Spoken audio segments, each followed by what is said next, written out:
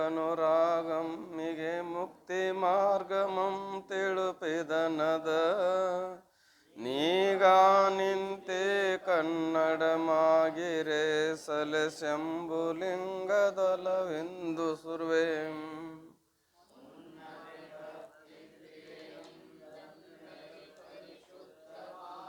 ಬುದ್ಧಿಯನುಳ್ಳ ಸಮುನ್ನತ ಸದ್ಗುಣಗಣ ಸಂಪನ್ನರ್ಗೆ ನಿಜ ಸ್ವರೂಪಮಿದರೋಳ್ ಸಾಧ್ಯಂ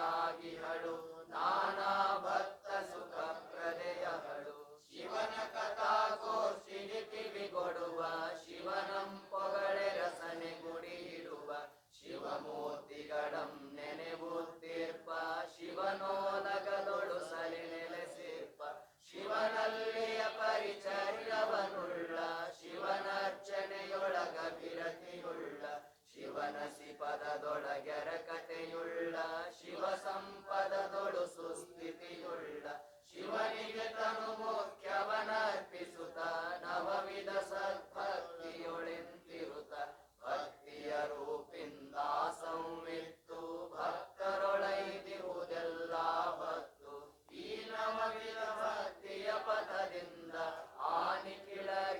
ಆನಿಕಿಳಗೀಶ್ವರನೊಲವಿಂದ ಅಷ್ಟೈಶ್ವರ್ಯಂ ಗುಣವಾರೆಂಬ ತುಷ್ಟಿ ಸದಾ ಸರ್ವಜ್ಞತೆಯೆಂಬ ನಿತ್ಯ ಸುಬೋಧಂ ಬೇರೊಂದೆಂಬ ಸತ್ಯಮೆನಲ್ ಸ್ವಾತಂತ್ರ್ಯಮಿದೆಂಬ ತಾನಳಿಯದ ಶಕ್ತಿತ್ವಮಿದೆಂಬ ನಾನಾ ಶಕ್ತಿತ್ವಂ ತಾನೆಂಬ ಆರಂಗಂ ಈಶನ ಪದವಕ್ಕೂ ಮೀರಿದ ಭಕ್ತಿಗೆ ಅದೆ ಫಲವಕ್ಕೂ ಆ ನಿಜ ಭಾಗ್ಯಂ ಸಿದ್ಧಿಸಿದವರು ಸೋಲು ತಿಳಿಯ ಮುಕ್ತರ್ ನೋಡವರು ಚಿತ್ತದು ಕೇಳಲು ಭೂತಿಯ ನಿಕ್ಕು ಮತ್ತೆಯು ತಾನೆ ಪವನ ಬೆಲಿಕ್ಕು ಸತ್ಯವಿದಿಂದ್ರಿಯದನುಭವದಿಂದ ಪ್ರತ್ಯಕ್ಷವೆನಿಪ್ಪುದು ಕೆಸರಿಂದ ಗುರುಹಂ ಕಂಡನು ಭವಿಪುದರಿಂದ ಅರಿಯದನನುಮಾನದ ಪೆಸರಿಂದ ಆಗಲು ನುಡಿ ಬಿಡಿದರಿವುದರಿಂದ ಆಗಮವೆನಿಸುವುದಂತದರಿಂದ ತನುವಿನುಪಾದಿಯಲೇ ಮಾತೃತ್ವ ನಿನಗಾಗಮದಲ ಮುದುಮೇಯತ್ವ ಅನುಭವ ಕೆಡಲ ಮೂದರ ನಳಿದು ಮನವಂ ಮೀರಿಯೆ ನುಡಿಗಳ ನುಡಿದು ಅದನಿನ್ನೆಂಬೇರೊಂದಿಲ್ಲ ವಿದಿತಂ ತಿಳಿಬಂಧಂ ಕನಗಿಲ್ಲ ಸತ್ಯಕ್ಷಾದಿಗಮಂ ನೆರೆಬಿಟ್ಟು ನಿತ್ಯ ಸುಖದೊಳಿರು ನಿಜ ಬಳಬಟ್ಟು ಶ್ರೀ ಸದ್ಗುರುನಾಥ ಮಹಾರಾಜ್ ಕಿ ಜೈ.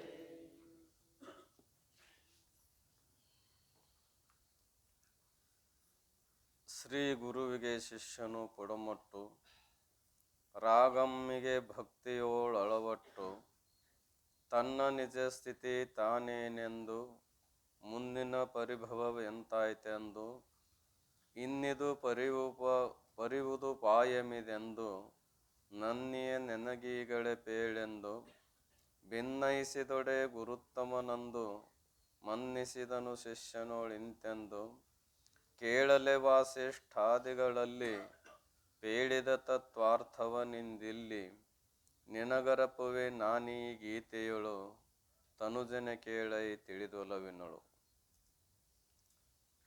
ಪರಮ ಪೂಜ್ಯ ಶ್ರೋತ್ರಿಯ ಬ್ರಹ್ಮನಿಷ್ಠರಾದ ಶ್ರೀಮದ್ ಜಗದ್ಗುರು ಶಿವಾನಂದ ಅಪ್ಪವರ ಹಾಗೂ ಸಿದ್ಧಾರೂಢ ಅಪ್ಪವರ ಶ್ರೀಚರಣ ಅರವಿಂದಗಳಲ್ಲಿಯೂ ಪರಮ ಪೂಜ್ಯ ಶ್ರೋತ್ರಿಯ ಬ್ರಹ್ಮನಿಷ್ಠರಾದ ಶ್ರೀಮನ್ ನಿಜಗುಣ ಶಿವಯೋಗಿಗಳ ಹಾಗೂ ಜಗನ್ಮಾತೆಯ ಶ್ರೀಚರಣ ಅರವಿಂದಗಳಲ್ಲಿಯೂ ಪರಮ ಪೂಜ್ಯ ಶ್ರೋತ್ರಿಯ ಬ್ರಹ್ಮನಿಷ್ಠರಾದ ಶ್ರೀಮದ್ ಜಗದ್ಗುರು ಗುರುನಾಥಾರೂಢ ಅಪ್ಪವರ ಹಾಗೂ ಜಗದ್ಗುರು ಸದಾಶಿವಾನಂದ ಅಪ್ಪವರ ಶ್ರೀಚರಣ ಅರವಿಂದಗಳಲ್ಲಿಯೂ ಪರಮ ಪೂಜ್ಯ ಶ್ರೋತ್ರಿಯ ಬ್ರಹ್ಮನಿಷ್ಠರಾದ ಆರೂಢ ಜ್ಯೋತಿ ಶಿವಪುತ್ರ ಪಜ್ಜವರ ಹಾಗೂ ಎನ್ನ ಸದ್ಗುರುತ್ರಯರ ಶ್ರೀಚರಣ ಅರವಿಂದಗಳಲ್ಲಿಯೂ ಪರಮ ಪೂಜ್ಯ ಶ್ರೋತ್ರಿಯ ಬ್ರಹ್ಮನಿಷ್ಠರಾದ ಬಸವಾನಂದ ಅಪ್ಪವರ ಹಾಗೂ ಬಸವಾದಿ ಶಿವಶರಣರ ಶ್ರೀಚರಣ ಅರವಿಂದಗಳಲ್ಲಿಯೂ ಅನಂತ ದೀರ್ಘದಂಡವತ್ ಪ್ರಣಾಮಗಳನ್ನು ಸಮರ್ಪಿಸಿ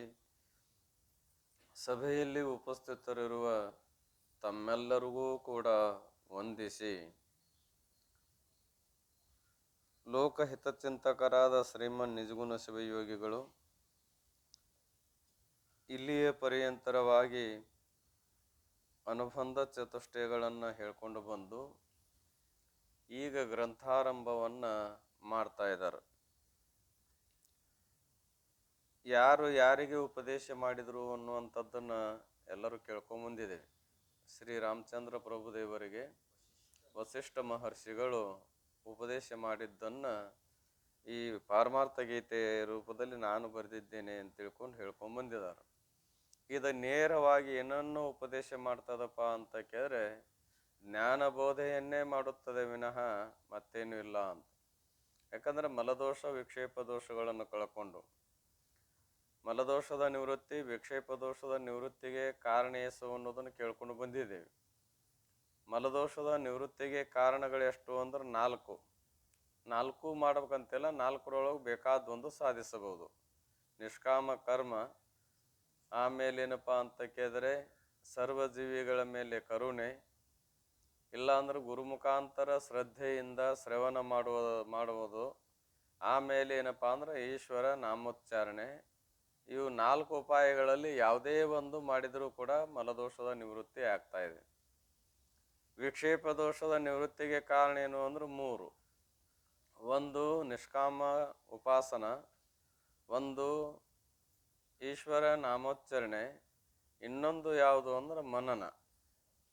ಈಗಿದು ನಿಧಿಧ್ಯಾಸನ ಗ್ರಂಥ ಇರುವುದರಿಂದ, ಜ್ಞಾನೋಪದೇಶ ಇರುವುದರಿಂದ ಆವರಣ ದೋಷದ ನಿವೃತ್ತಿ ಉಪಾಯ ಅಲ್ಲ ವಿನಃ ಮಲದೋಷ ವಿಕ್ಷೇಪ ದೋಷಗಳ ನಿವೃತ್ತಿ ಅಲ್ಲ. ಇನ್ನು ಮಲದೋಷ ನಿವೃತ್ತಿ ವಿಕ್ಷೇಪ ದೋಷಗಳ ನಿವೃತ್ತಿ ಕಾರಣ ಏನು? ಗುರುಮುಖಾಂತರ ಶ್ರವಣ ಮಾಡುವುದರಿಂದ, ಶ್ರವಣ ಮಾಡಿದ್ದನ್ನು ಮನನ ಮಾಡಿದ್ದರಿಂದ ನಿವೃತ್ತಿ ಆಗ್ತಾ ಇದೆ. ಶ್ರವಣ ಗ್ರಂಥ ಯಾವುದು ಅಂತ ಕೇಳಿದ್ರೆ ಪರಮಾನುಭವ ಬೋಧೆ, ಮನನ ಗ್ರಂಥ ಯಾವುದು ಅಂತ ಕೇಳಿದ್ರೆ ಅನುಭವ ಸಾರ. ಗುರುಮುಖಾಂತರ ಇವೆರಡೂ ಗ್ರಂಥಗಳನ್ನ ಶ್ರದ್ಧೆಯಿಂದ ಕೇಳಿದ್ವಿ ಅಂದ್ರೆ ಏನು ಸಾಧಿಸ್ತಾ ಇದೆಪ್ಪ ಅಂದ್ರೆ ಮಲದೋಷ ವಿಕ್ಷೇಪ ದೋಷದ ನಿವೃತ್ತಿ ದ್ವಾರ ಅಂತಃಕರಣ ಶುದ್ಧಿ. ಆ ಅಂತಃಕರಣ ಶುದ್ಧಿ ಆಯಿತು ಅಂದ್ರೆ ಈ ಪರಮಾರ್ಥ ಗೀತೆ ಮೂಲಕವಾಗಿ ಏನಾಗ್ತಾ ಇದೆ ಅಂದ್ರೆ ಆವರಣ ದೋಷದ ನಿವೃತ್ತಿಗೆ ಹೇತುವಾದಂಥ ಜ್ಞಾನ ಪ್ರಾಪ್ತಿ ಆಗ್ತಾ ಇದೆ. ಅದಕ್ಕೆ ಪರಮಾರ್ಥ ಗೀತೆ.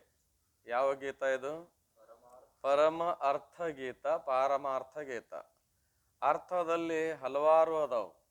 ಒಂದು ಅರ್ಥ, ಇನ್ನೊಂದು ಅರ್ಥ ಕರೆ ಆದ್ರೆ ಅನರ್ಥ. ಒಂದೇನದ ಅರ್ಥದ, ಒಂದು ಅನರ್ಥ ಅದ. ನಾವೆಲ್ಲರೂ ಬಡದಾಡೋದು ಎದರಾಗಪ್ಪ ಅಂತ ಕೇಳಿದ್ರೆ ಅನರ್ಥದೊಳಗ ಬಡದಾಡ್ತೇವೆ. ನಾವೆಲ್ಲರೂ ಎದಕ್ಕೆ ಬಡದಾಡ್ತೇವೆ? ಅರ್ಥವನ್ನ ಪ್ರಾಪ್ತಿ ಮಾಡ್ಕೊಳ್ಳೋದು ನಮ್ಮ ಉದ್ದೇಶ. ಸರ್ವಜೀವಿಗಳ ಉದ್ದೇಶ ಏನದ ರೀ? ಅರ್ಥವನ್ನೇ ಪ್ರಾಪ್ತಿ ಮಾಡ್ಕೊಳ್ಳೋದೇ ಉದ್ದೇಶ. ಆದ್ರೆ ಯಾವ ಅರ್ಥವನ್ನ ಪ್ರಾಪ್ತಿ ಮಾಡ್ಕೊಳಕ್ ಬಂದೇವಿ ಅದನ್ನು ಬಿಟ್ಟಿದ್ದೇವೆ. ಯಾವ ಅರ್ಥದ ಪ್ರಾಪ್ತಿಗಾಗಿ ಬಂದಿಲ್ಲ, ಉಲ್ಟಾ ಅದೇ ಅರ್ಥದ ಪ್ರಾಪ್ತಿಗಾಗಿ ನಾವೇನ್ ಮಾಡ್ತೇವೆ ಅಂದ್ರೆ ಪ್ರಯತ್ನ ಮಾಡ್ತೇವಲ್ಲ, ಅದಕ್ಕೆ ಅನರ್ಥ ಅಂತಾರ. ಎಷ್ಟು ಪ್ರಯತ್ನ ಮಾಡಿ ಅದನ್ನು ಸಾಧಿಸಿದ್ರು ಗಳಿಸಿದ್ರು ಕೂಡ ಪುನಃ ಏನದ ಅಂತ ಕೇಳಿದ್ರೆ ಕೊನೆಗೊಮ್ಮೆ ಏನಪ್ಪಾ ಅಂತ ಕೇಳಿದ್ರೆ ಅಳುದನದಲ್ಲ ಹೊರತಾಗಿ ನಗುವಂಥದ್ದು ಇಲ್ಲವೇ ಇಲ್ಲ. ಅದಕ್ಕೆ ವಿಷಯ ಸುಖ ಪರಿಣಾಮಮೇ ದುಃಖಕ ಹೇತು ಹೈ. ಈ ಅನರ್ಥವಾದ ವಿಷಯಗಳ ಸಂಬಂಧದಿಂದ ಕೊನೆಗೆ ಏನಾಗತ್ತಪ್ಪ ಅಂದ್ರೆ ಪರಿಣಾಮಮೇ ಅಂದ್ರೆ ಕೊನೆಗೆ ಏನಾಗ್ತಾ ಇದೆ ಅಂದ್ರೆ ದುಃಖಕ್ಕನ ಕಾರಣಕ್ಕವಲ್ಲ ಹೊರತಾಗಿ ಸುಖಕ್ಕೆ ಕಾರಣ ಆಗುವುದಿಲ್ಲ. ನಾವೆಲ್ಲರೂ ನಂಬುದು ಅಂತೇನೆಲ್ಲ ಗಳಿಸ್ಕೊಂಡು ಕುಂತೇವಲ್ಲ, ಒಂದರ ನಮ್ಮನ್ನ ಕೈ ಬಿಟ್ಟು ಹೋಗುವಾಗ ನಗಿಸಿ ಹೋಗ್ಯಾವನು ಅಂತ ಕೇಳಿದ್ರೆ ಒಂದೂ ನಗಿಸಿ ಹೋಗಿಲ್ಲ. ಏನ್ ನಗಿಸ್ಯಾವ್ರಿ? ಉಳಿದದ್ದು ನಗಸಿಲ್ಲರ ಅಷ್ಟೊತ್ತು ಯಾವ್ದು ಅನಾದಿ ಕಾಲದಿಂದ ನಂದು ನಾನು ಅಂತ ತಿಳಿದ ಇದರ ನಗಸಿದನು ಅಂತ ಕೇಳಿದ್ರೆ ಇದು ನಗಸಿಲ್ಲ. ಇದು ಎಂತೆಂಥವ್ರನ್ನ ಏನಪ್ಪಾ ಅಂದ್ರೆ ಪ್ರಾಣ ಹೋಗೋ ಸಮಯ ಬಂದಾಗ ಅಳಿಸೇ ಕೈ ಬಿಡ್ತಾ ಇದೆ.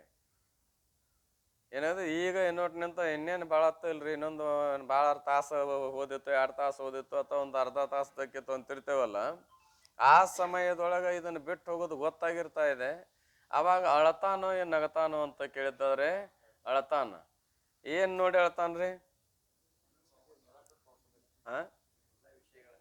ಏನ್ ನೋಡಿ ಅಳತಾನು ಅಂತ ಕೇಳಿದ್ದಾದ್ರೆ ಏನ್ ಮಾತಾಡ್ಸಕ್ ಬಂದಿರ್ತಾರಲ್ಲ ಏನ್ರಿ, ಅವ್ರು ಯಾರಾದ್ರೂ ಮಾವ ಅತ್ತೆ ಕಾಕ ದೊಡ್ಡಪ್ಪ ಚಿಗವ್ವ ಅಂತ ಇರ್ತಾರಲ್ಲ, ಅವ್ರು ಬಂದಾಗ ಏನ್ ಮಾಡ್ತದ ಅಂದ್ರೆ ಅವ್ರು ನೋಡಿದ್ ಕೂಡ ಅಳಾಕ್ ಶುರು ಮಾಡ್ತಾ ಇದೆ. ಯಾಕೆ ಅಳ್ತದ ಅಂತ ಕೇಳಿದ್ರೆ ನಾ ಸಾಯ್ತೇನೆ ಅಂತ ತಿಳ್ಕೊಂಡು. ಅಂದ್ರೆ ಇದನ್ನು ಬಿಡೋದಕ್ಕಾಗಿ ನಾವೇನು ಮಾಡ್ತೇವೆ ಅಂತ ಕೇಳಿದ್ರೆ ತಯಾರಿ ಇರುವುದಿಲ್ಲ. ಇದರಿಂದಲೇ ನಮಗೆ ಏನಾಗ್ಯದ ಅಂದ್ರೆ ಅನಂತ ಅನರ್ಥಗಳಾಗ್ಯಾವ, ದುಃಖ ಆಗ್ಯಾವ. ಕರೆ ಇದರ ಸಂಘದಿಂದಲೇ ಅನಂತ ದುಃಖಗಳನ್ನು ಅನುಭವಿಸ್ತೇವೆ. ಮತ್ತು ಅದರ ಸಂಘ ಬಿಟ್ರೆ ದುಃಖ ನಿವೃತ್ತಿ ಆಗೋದಿಲ್ಲ, ಅಕ್ಕಾವ್. ಕರೆ ಆದರೂ ಕೂಡ ಅದರ ಸಂಘ ಬಿಡಾಕ ನಮ್ಮ ಮನಸ್ಸು ಒಳ್ಳೆದಾಗ್ಯದ. ಅಂತೂ ಇವೆಲ್ಲವೂ ಏನು ದೇಹವನ್ನೇ ಮೊದಲು ಮಾಡಿಕೊಂಡು ತೋರಾನ ತೋರಿಕೆ ಪದಾರ್ಥಗಳ ಸಂಗ್ರಹ ಏನದ ಎಲ್ಲವೂ ಇವು ಅನರ್ಥವೋ ಏನು ಅರ್ಥವೋ ಅಂತ ಕೇಳಿದ್ರೆ ಇವು ಅನರ್ಥವೇ. ಈ ಅನರ್ಥದ ಪ್ರಾಪ್ತಿ ಎಷ್ಟು ಮಾಡಿಕೊಂಡ್ರು ನಮಗೇನಿಲ್ಲ ಅಂತ ಕೇಳಿ ಸುಖ ಅನ್ನುವಂಥದ್ದು ಇಲ್ಲ. ಆದ್ರೆ ಸುಖ ಆಗುದಿಲ್ಲನು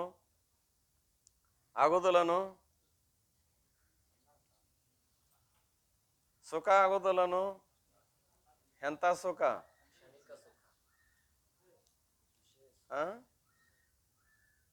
ಎಂಥ ಸುಖ ರೀ? ಆಭಾಸ ಸುಖ. ಏನು ಆಭಾಸ ಸುಖ ಅಂದ್ರೆ ಅದಕ್ಕೆ ಅರ್ಥ ಏನು? ಸುಖದಂಗ ತೋರ್ತದ ಕರೆ, ಆದ್ರೆ ಏನಲ್ಲ, ಸುಖ ಅಲ್ಲ. ಒಂದ್ ವೇಳೆ ಸುಖದಂಗ ತೋರಲಾರ್ದೆ ಸುಖವೇ ಆಗಿತ್ತು ಅಂದ್ರೆ ಶಾಸ್ತ್ರ, ಗುರು, ಚಿಂತನ, ಪೂಜಾ, ಜಪ, ತಪ, ಧ್ಯಾನ ಯಾವು ಕೂಡ ಬೇಕಾಗಿರ್ಲಿಲ್ಲ. ಅದಕ್ಕೆ ಈ ಸುಖ ಎಷ್ಟು ಅದ ಅಂತ ಕೇಳಿದ್ರೆ ಅದಕ್ಕೆ ಬಸವಣ್ಣವ್ರು ಒಂದು ಉದಾಹರಣೆ ಕೊಟ್ಟಿದ್ದಾರೆ. ನೀರಿನೊಳಗೆ ಬೆರಳೆದ್ದು ನೆಕ್ಕಿದಂತಕ್ಕು ಅಂತ. ಏನೆದ್ದಿರಿ? ತುಪ್ಪದಾಗ ಬಟ್ಟೆ ಎದ್ದು ಬಾಯಿ ಮೇಲೆ ನಾಲಿಗೆ ಮೇಲೆ ಇಟ್ಕೊಂಡ್ರೆ ಏನಾರು ಒಂದಿಟ್ಟು ಸುಖ ಆದಿತ್ತು. ನೀರಾಗ ಬಟ್ಟೆ ಎದ್ದು ನಾವು ನಾಲಿಗೆ ಮೇಲೆ ಇಟ್ಕೊಂಡ್ರೆ ಒಂದು ಸ್ವಲ್ಪ ಸುಖ ಅನಿಸಿತ್ತು ಅಂತ ಕೇರೆ ಇಲ್ಲ. ಇದಕ್ಕೆ ಆಭಾಸ ಸುಖ ಅಂತಾರ. ಸುಖದಂಗ ತೋರ್ತದ ಕರೆ ಆದ್ರ ಸುಖ ಅಲ್ಲ. ಏನ್ರಿ? ಅಥವಾ ಕ್ಷಣಿಕ ಸುಖ. ಇಂತಹ ಸುಖ ಪ್ರಾಪ್ತಿಯನ್ನು ಹೊಂತೇವೆ ಎದರಲ್ಲಿ ಅಂತ ಕೇರೆ ಈ ಅನಾತ್ಮವಾದ ವಸ್ತುಗಳ ಸಂಬಂಧದಲ್ಲಿ. ಆದ್ರೆ ನಿಮಗೆಲ್ಲರಿಗೂ ಬೇಕಾದದ್ದು ಯಾವುದು?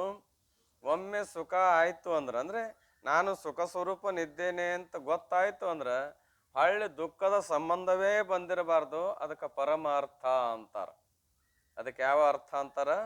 ಪರಮ ಅರ್ಥ. ಅರ್ಥ ಅಂದ್ರೆ ವಿಷಯ, ಪರಮ ವಿಷಯ ಅಂದ್ರೆ ಯಾವುದು? ಜೀವ ಬ್ರಹ್ಮರ ಐಕ್ಯ ರೂಪ ಏನು ಅರ್ಥದ, ಈ ಅರ್ಥಕ್ಕ ಪರಮ ಅರ್ಥ ಅಂತಾರ. ಇಂಥ ಪರಮಾರ್ಥವನ್ನು ಕುರಿತು ಶಿಷ್ಯನಿಗೆ ದುಃಖವನ್ನ ನಿವೃತ್ತಿ ಮಾಡೋ ಸಲುವಾಗಿ ಹಾಡಿದಂಥ ಗೀತೆಗೆ ಏನಂತ ಕರೀತಾರ? ಪಾರಮಾರ್ಥ ಗೀತೆ ಅಥವಾ ಪರಮಾರ್ಥ ಗೀತೆ ಅಂತಾರ. ಭಗವಂತ ಹಾಡಿದ್ದಕ್ಕೆ ಏನಂದ್ರು? ಭಗವದ್ಗೀತೆ ಅಂದ್ರು. ಏನ್ರಿ? ಗುರುಗೀತೆ ಅಂತ ಒಂದು ಬರ್ತದ. ಆದ್ರೆ ಅಮ್ಮನ ಹಾಡು ಒಂದದ. ಯಾರ ಹಾಡ್ರಿ? ಇದು ಭಗವಂತ ನಿಜಗೂ ನಿಶ್ಚಯಗಳು ಪರಮಾರ್ಥ ಗೀತೆಯನ್ನ ಅಂದ್ರೆ ಪರಮಾರ್ಥ ರೂಪವಾದ ಹಾಡನ್ನು ಹಾಡಿದಾರ. ಭಗವಂತ ಭಗವದ್ಗೀತೆಯನ್ನ ಹಾಡಿದಾನ. ಇನ್ನುಳಿದವ್ರು ಬೇರೆ ಬೇರೆ ಹಾಡಿದಾರ. ಆದ್ರೆ ಅಮ್ಮನ ಹಾಡು ಒಂದದ. ಏನ್ರಿ? ಇವು ಹಾಡ ಅಮ್ಮಂದು ಒಂದು ಹಾಡದ. ಅದೇ ಹಂಗ್ರಿ ಅಂತ ಕೇಳಿದ್ರೆ ಏನಾರ ಸಿಟ್ಟು ಬಂದಾಗ, ಯಾರಾದ್ರೂ ಏನಾರ ಅಂದಾಗ ನನ್ನ ಹಾಡ ನಿನಗೂ ಇರ್ಲಿಲ್ಲ ಅಂತಾಳಕ್ಕೆ. ಯಾರಿಗಿರ್ಲಿ? ಯಾರ ಹಾಡು? ನನ್ನ ಹಾಡು ನಿನಗೂ ಇರ್ಲಿಲ್ಲ ಅಂತಾಳ ಅಂದ್ರೆ ಅದ್ರ ಅರ್ಥ ಏನ್ರಿ? ನನಗೇನು ಬೈದು ಮಾಡಿ ಒದ್ದು ಹೊಡೆದು ಏನು ತ್ರಾಸ ಕೊಟ್ಟಿ ಅಲ್ಲ, ನನಗೇನು ದುಃಖ ಕೊಟ್ಟೆ ಅಲ್ಲ, ಇದು ನಿನಗೂ ಮುಂದೆ ಆಗಲಿ ಅಂತ ಹಾಡ್ತಾಳಲ್ಲ, ಆ ಹಾಡಲ್ಲ. ಆದ್ರೆ ಈ ಹಾಡೆ ಅಂತವಪ್ಪ ಅಂತ ಕೇಳಿದ್ರೆ, ನಾನೇನು ಅಖಂಡೇಕರಸವಾದ ಪರಬ್ರಹ್ಮ ಸ್ವರೂಪ ಸುಖವನ್ನು ಅನುಭವಿಸಿದ್ದೇನೋ, ಶರಣಾಗತರಾದ ಶಿಷ್ಯರು ಕೂಡ ಅದನ್ನೇ ಅನುಭವಿಸಲಿ ಅಂತ ಹಾಡಿದಂಥ ಹಾಡು ಇವು. ಅದಕ್ಕಾಗಿ ಇಲ್ಲಿ ಗುರು ಶಿಷ್ಯರ ರೂಪದಲ್ಲಿ ಏನಪ್ಪಾ ಅಂತ ಕೇಳಿದ್ರೆ ಪ್ರಶ್ನೋತ್ತರವನ್ನು ಮಾಡುತ್ತಾ ಮಹಾತ್ಮರು ನಿಮ್ಮೆಲ್ಲರಿಗೆ ಉಪದೇಶ ಮಾಡ್ತಾ ಇದ್ದಾರೆ. ನಾವು ಮುಖ್ಯವಾಗಿ ಬಂದದ್ದು ಎಲ್ಲಿಂದ? ತಾಯಿ ಗರ್ಭದಿಂದ ಈ ಜನ್ಮಕ್ಕೆ ಬಂದದ್ದು ಕರ್ತವ್ಯ ಏನು ಅಂದ್ರೆ 3 ಕೆಲಸಕ್ಕಾಗಿ ಅಂತ ನಾ ಹೇಳಿದ್ದೇನೆ. ಮೂರೇ ಕೆಲಸಕ್ಕಾಗಿ. ನಾವು ತಿಳ್ಕೊಂಡ ಕೆಲಸ ಬೇರೆ ಇರಲಿ.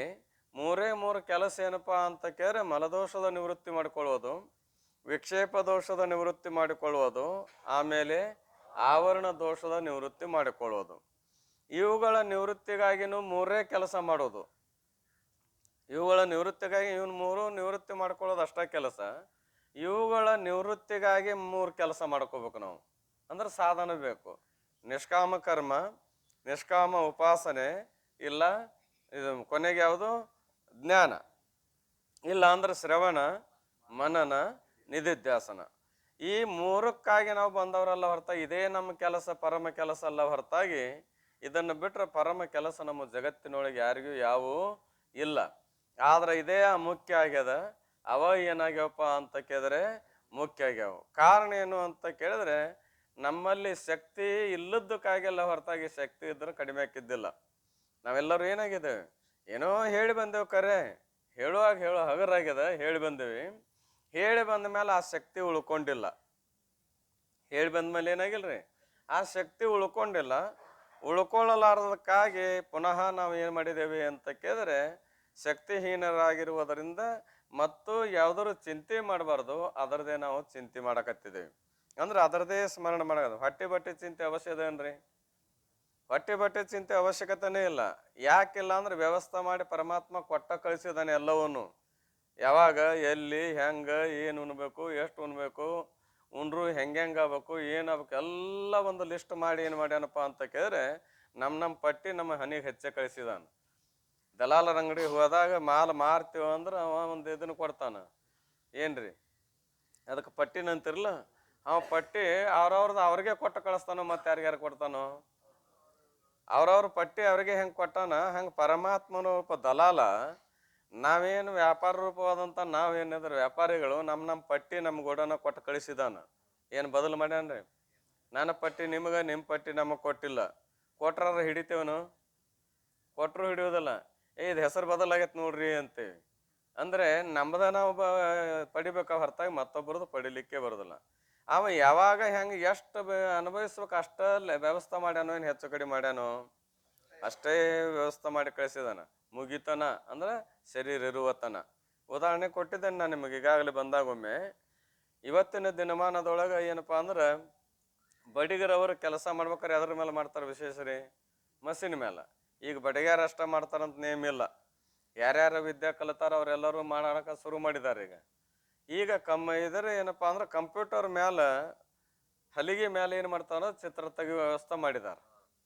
ಹಲಿಗೆ ಮೇಲೆ ಏನು ಮಾಡ್ಯಾರ, ಈಗ ಒಂದು ಬಾಕಲಕ್ಕೆ ನಾವು ಗಣಪತಿ ಮೂರ್ತಿ ತೆಗೆಸ್ಬೇಕಾಗಿತ್ತು ಅಂದ್ರೆ, ಗಣಪತಿ ಮೂರ್ತಿ ಮಾಡ್ರಿ ಅಂತ ಹೇಳಿದ್ವಿ ಅಂದ್ರೆ ಅವ್ರು ಗಣಪತಿ ಮೂರ್ತಿನ ಮಾಡ್ತಾರ.